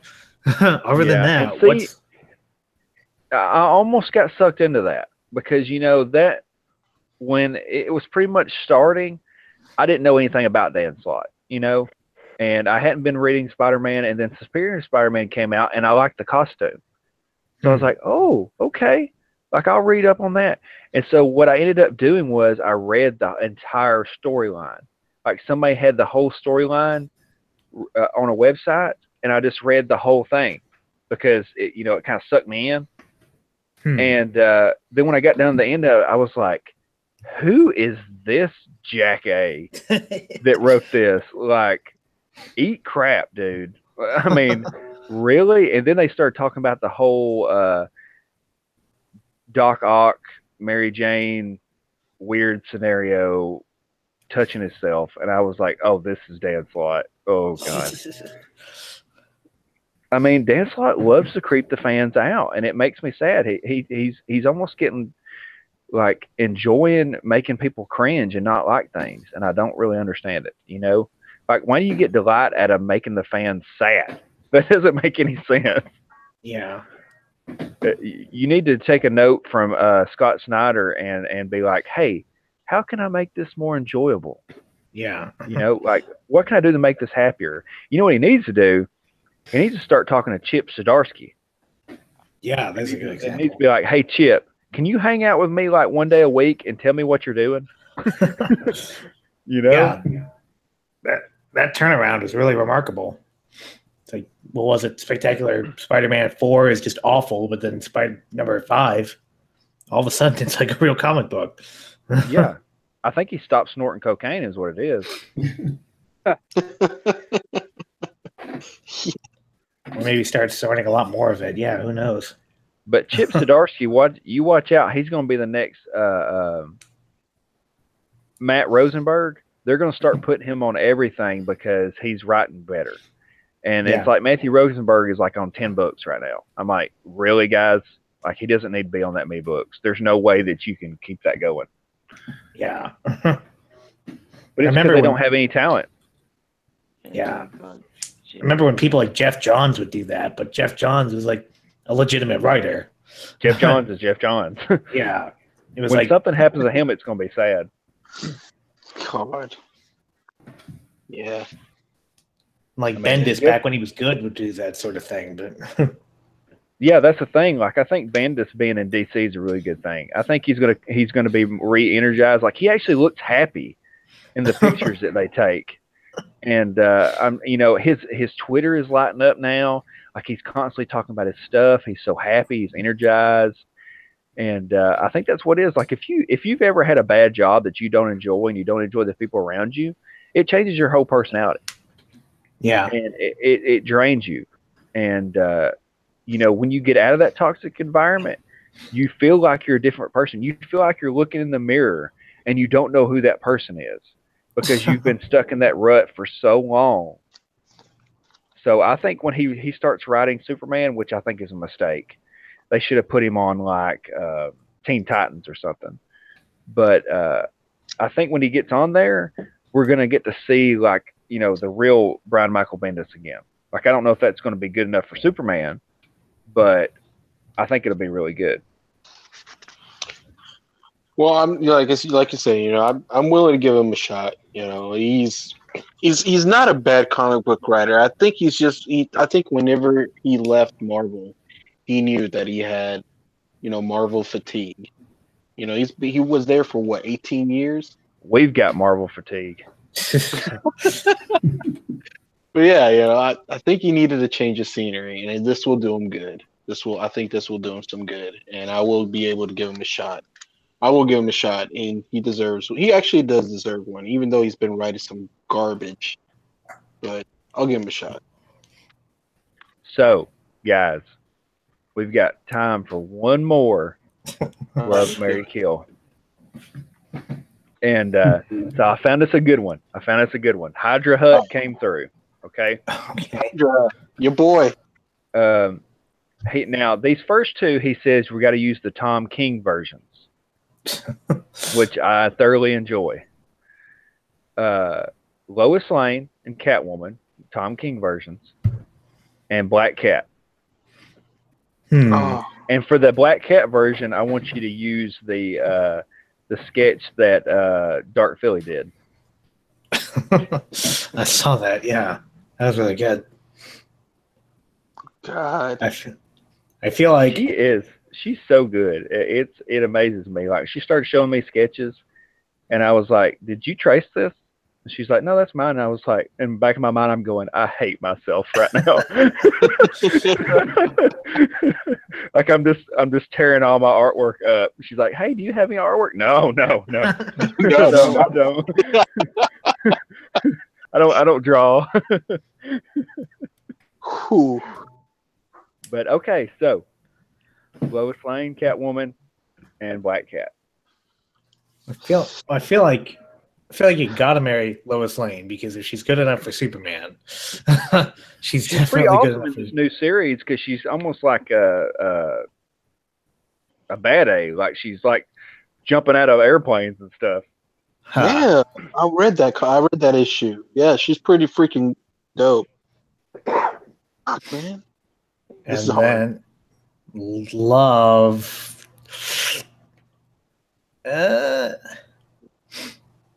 Feel like you gotta. I'm gonna go with love Black Cat because I feel like she's just walks that line of like crazy but also unpredictable. And then Catwoman, I just feel like she's too duplicitous. I feel like you just don't know what she's gonna do, so I feel like you gotta kill her. Oh, Yeah. okay. Rough. All right, I'll go. Okay. Would love Black Cat. I would marry Catwoman, and I'd kill Lois Lane. And the reason Oh, reason I would kill Lois Lane is because if I did marry Catwoman, I'd know that she didn't want kids, and I'd be cool with that. Lois Lane would be one of those people who would probably tie you down to the bed and make love to you till she was full, and that is just not for me. So yeah, I'm gonna take it. I'll take it. I'll kill Lois Lane. No lie.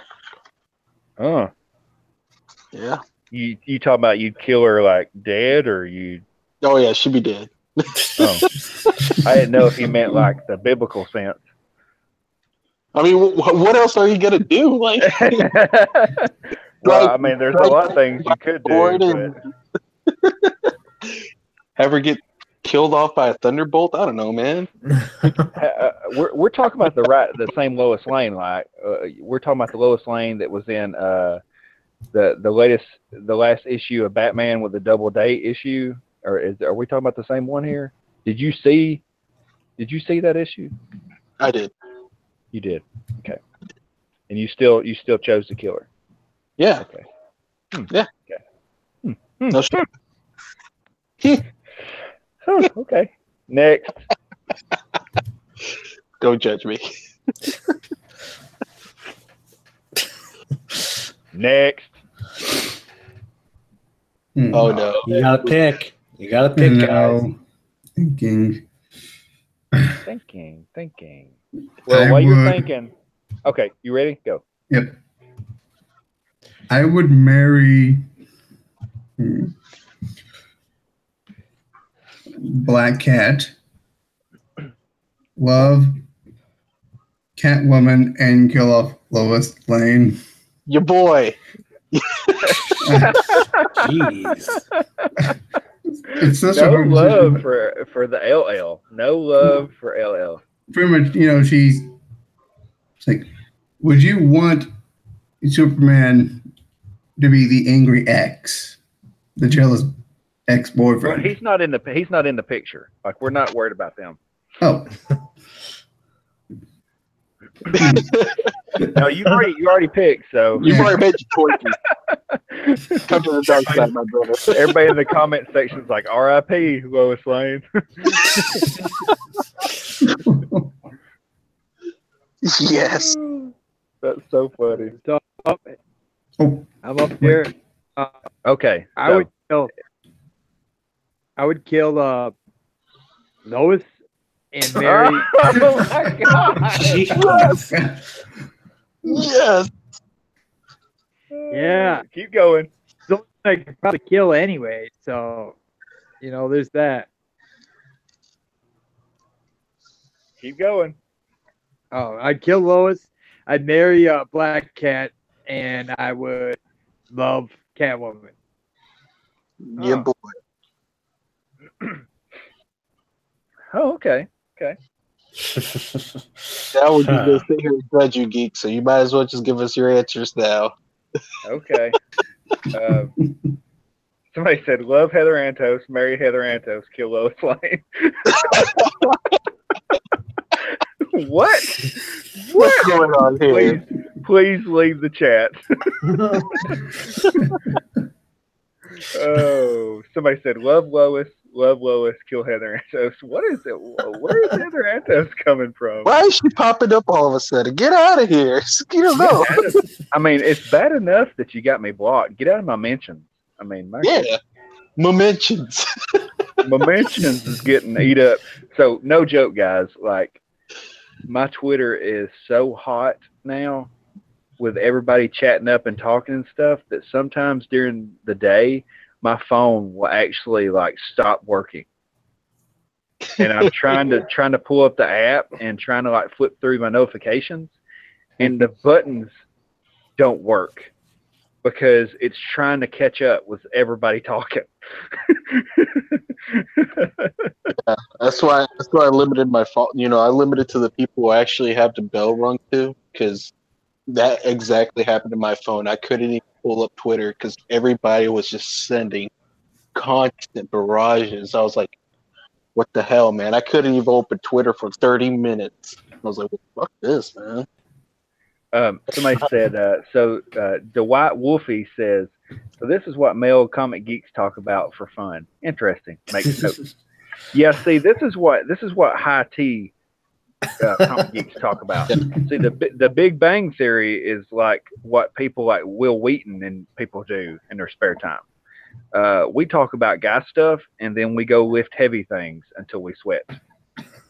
That's what we do, because we're high tea.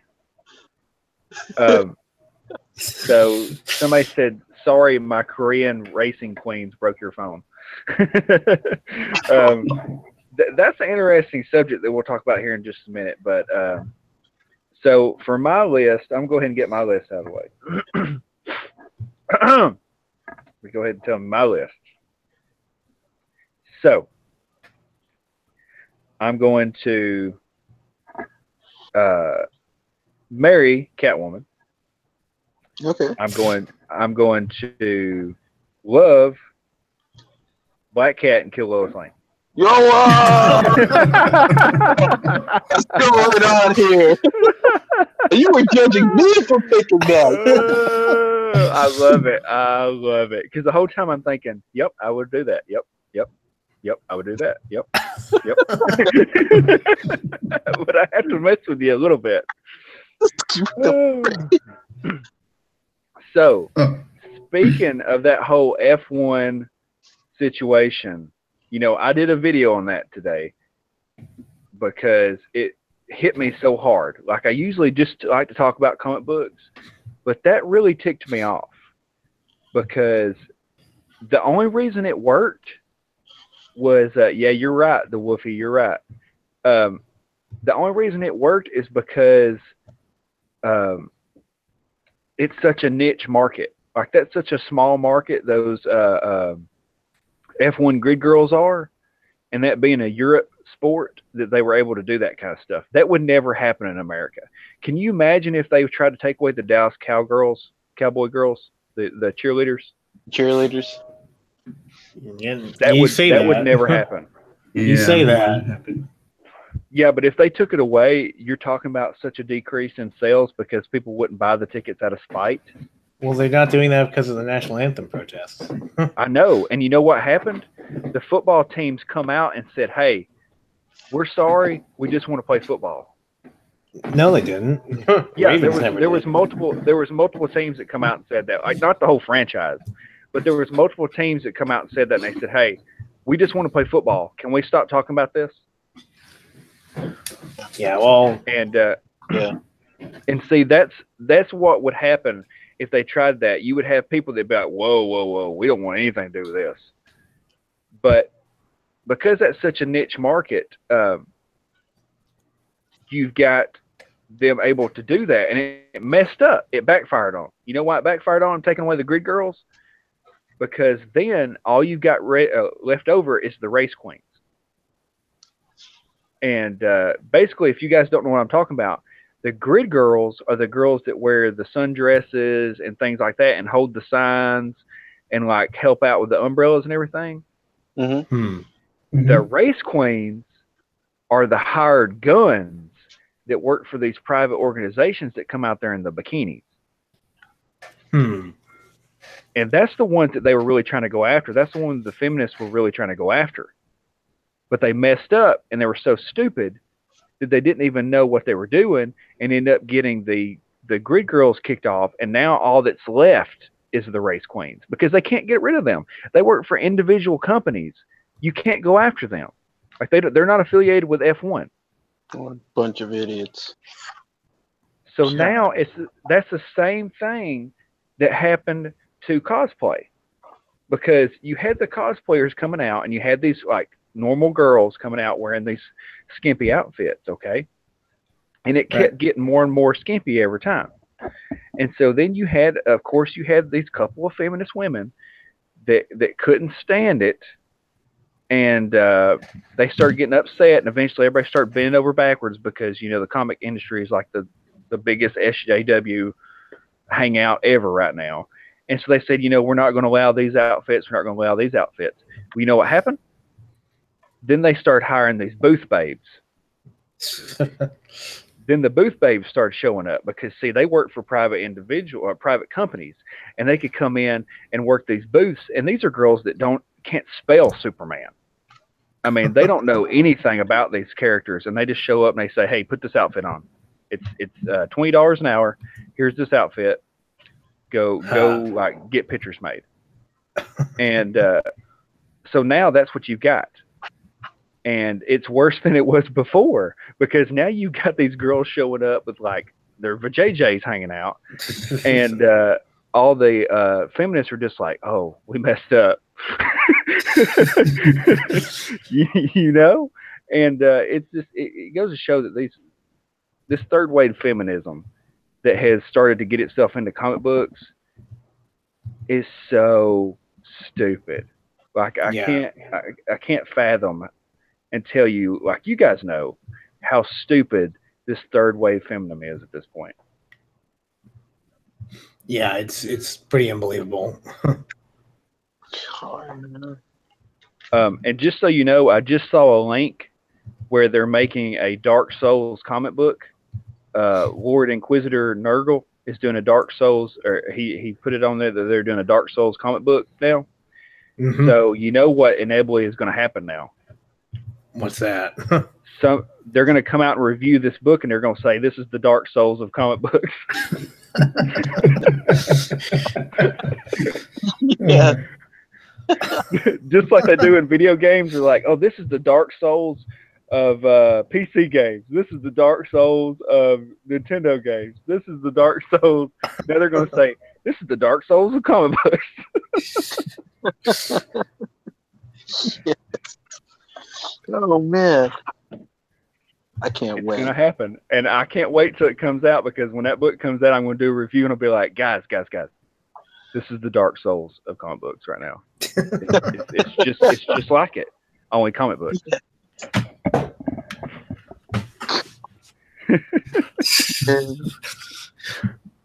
Let's see. The Dark Souls comic book gives you paper cuts every time you try to read it. If you bleed out too much, you need to start back from the beginning. You need to read it by a fireplace. Then Nick W is out. Bye, Nick W. We'll see you later. We're fixing to leave too. Dwight Wolfie says, no big deal. My bird bite's worse than paper cuts. What kind of bird you got? A pterodactyl? I mean, my gosh. If a bird bites me, the next thing it's biting is the dirt, because it's going in the ground. Yep. Another one bites the dust. I just thought he was really quiet. Yeah. Baseball bat. Just thought he was really quiet, like Dumb and Dumber when they tape the bird's head on and give it to the boy. He goes, I just thought he was real quiet. You guys remember that? I not really know. Oh man, Dumb and Dumber is hilarious. Yeah, how have you not seen Dumb and Dumber? Fuck. It's been a while since I've seen it. It's all. It's been a while. Says that bald guy that likes to sing. Stop. Stop it. All right, fuck. Well, I guess that's all we got to talk about today. They did say that Stan Lee is doing better, so that's good. We talked I'm glad to about hear Brian that. Michael Bendis. We talked about Jim Zub. Have you guys, one more thing, have you guys seen that Gotham by Gaslight yet?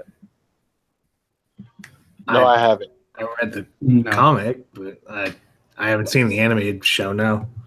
I've been wanting to see the movie, and I was wondering if you guys had seen it yet. That way, you give me a recommendation on it, because I really want to see it, but I'm like backed up on stuff right now. Like I still got to watch that Godzilla Monster Planet or whatever, and then I got a couple other ones I have to watch. But I really want to watch the Batman Gotham by Gaslight because it has Jack the Ripper in it, and so I think that's going to be really cool to see like a Victorian era Batman and Catwoman against Jack the Ripper. That'd be kind of cool. I heard the story was good. I heard the story was good from 3 people who I work with, and they read comic books as well, and I heard the story was good. I haven't seen the animated thing, but I'll check it out. But I haven't seen it. Okay, so you're zero help. Cool. I'm still high. Fuck it.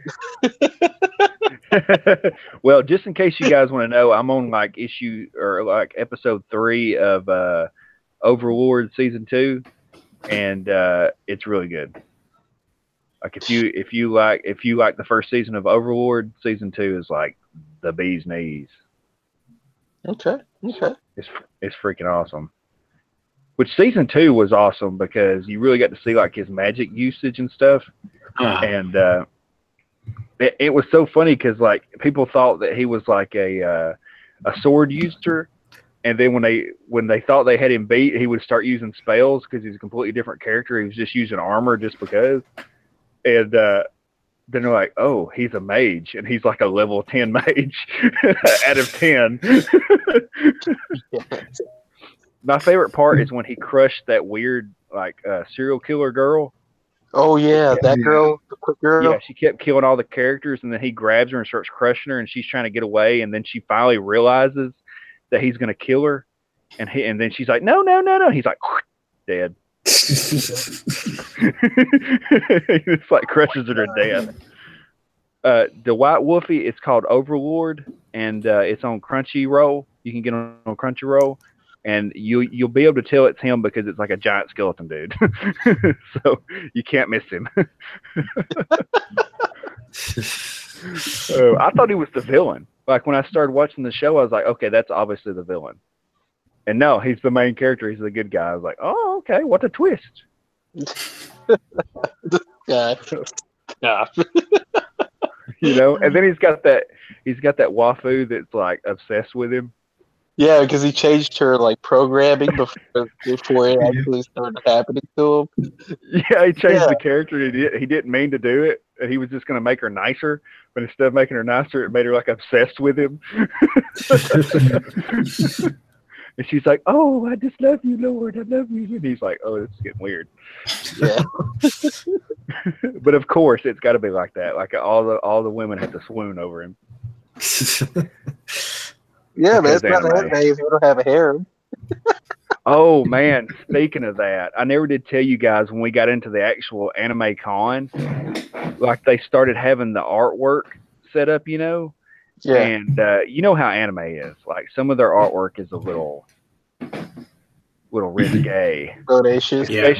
If you're a normal person. Like if you're a normal person that's seen it for the first time, you're going, So I was so used to it that we're walking around looking at stuff, and then I kind of glanced at something, and I was like, oh, wait, she's never seen stuff like this. And I was like, and she goes, yeah, what about that right there? And then I look at it, it's like a woman like wearing ribbon, like that's her outfit, ribbons wrapped around her body, and I was like, don't look at that. And then there was like a section of books, and she was gonna like flip through them. I was like, oh, don't look at that. No, that's hentai. Don't do that. she's like, what's that? And I was like, porn. Don't look at that. There's tentacles involved. You don't want none of that. Get out of here, Dewey. You don't want none of that. And now, what would have been funny if she chimed in and said, I do believe I want some of that. Oh, okay. A twist. But no, we need to talk about our situation here. There's some twists I wasn't prepared for. So somebody said, not personally know your poor waifu ROFL dies. Yeah, she was a little bit stunned by some of the stuff. Like she's like, I don't know about all this. You know what I mean? But you get over it pretty quick because there was some legitimate like good artists there that had original art. Like I got a One Punch Man poster that I need to put up that's like an original piece of art. Like nobody else has that except for if they bought it from that artist. And it's really good. Like I like that kind of stuff. I don't like to go in there and buy stuff that like you can buy in China, you know, on eBay or something. Like some kind of statue or something like that. I want to get like some like original custom stuff. And I was this close to buying a body pillow and sending it to Grand Comics. Should have. I wanted to so bad, but I didn't want to have to walk around with that thing.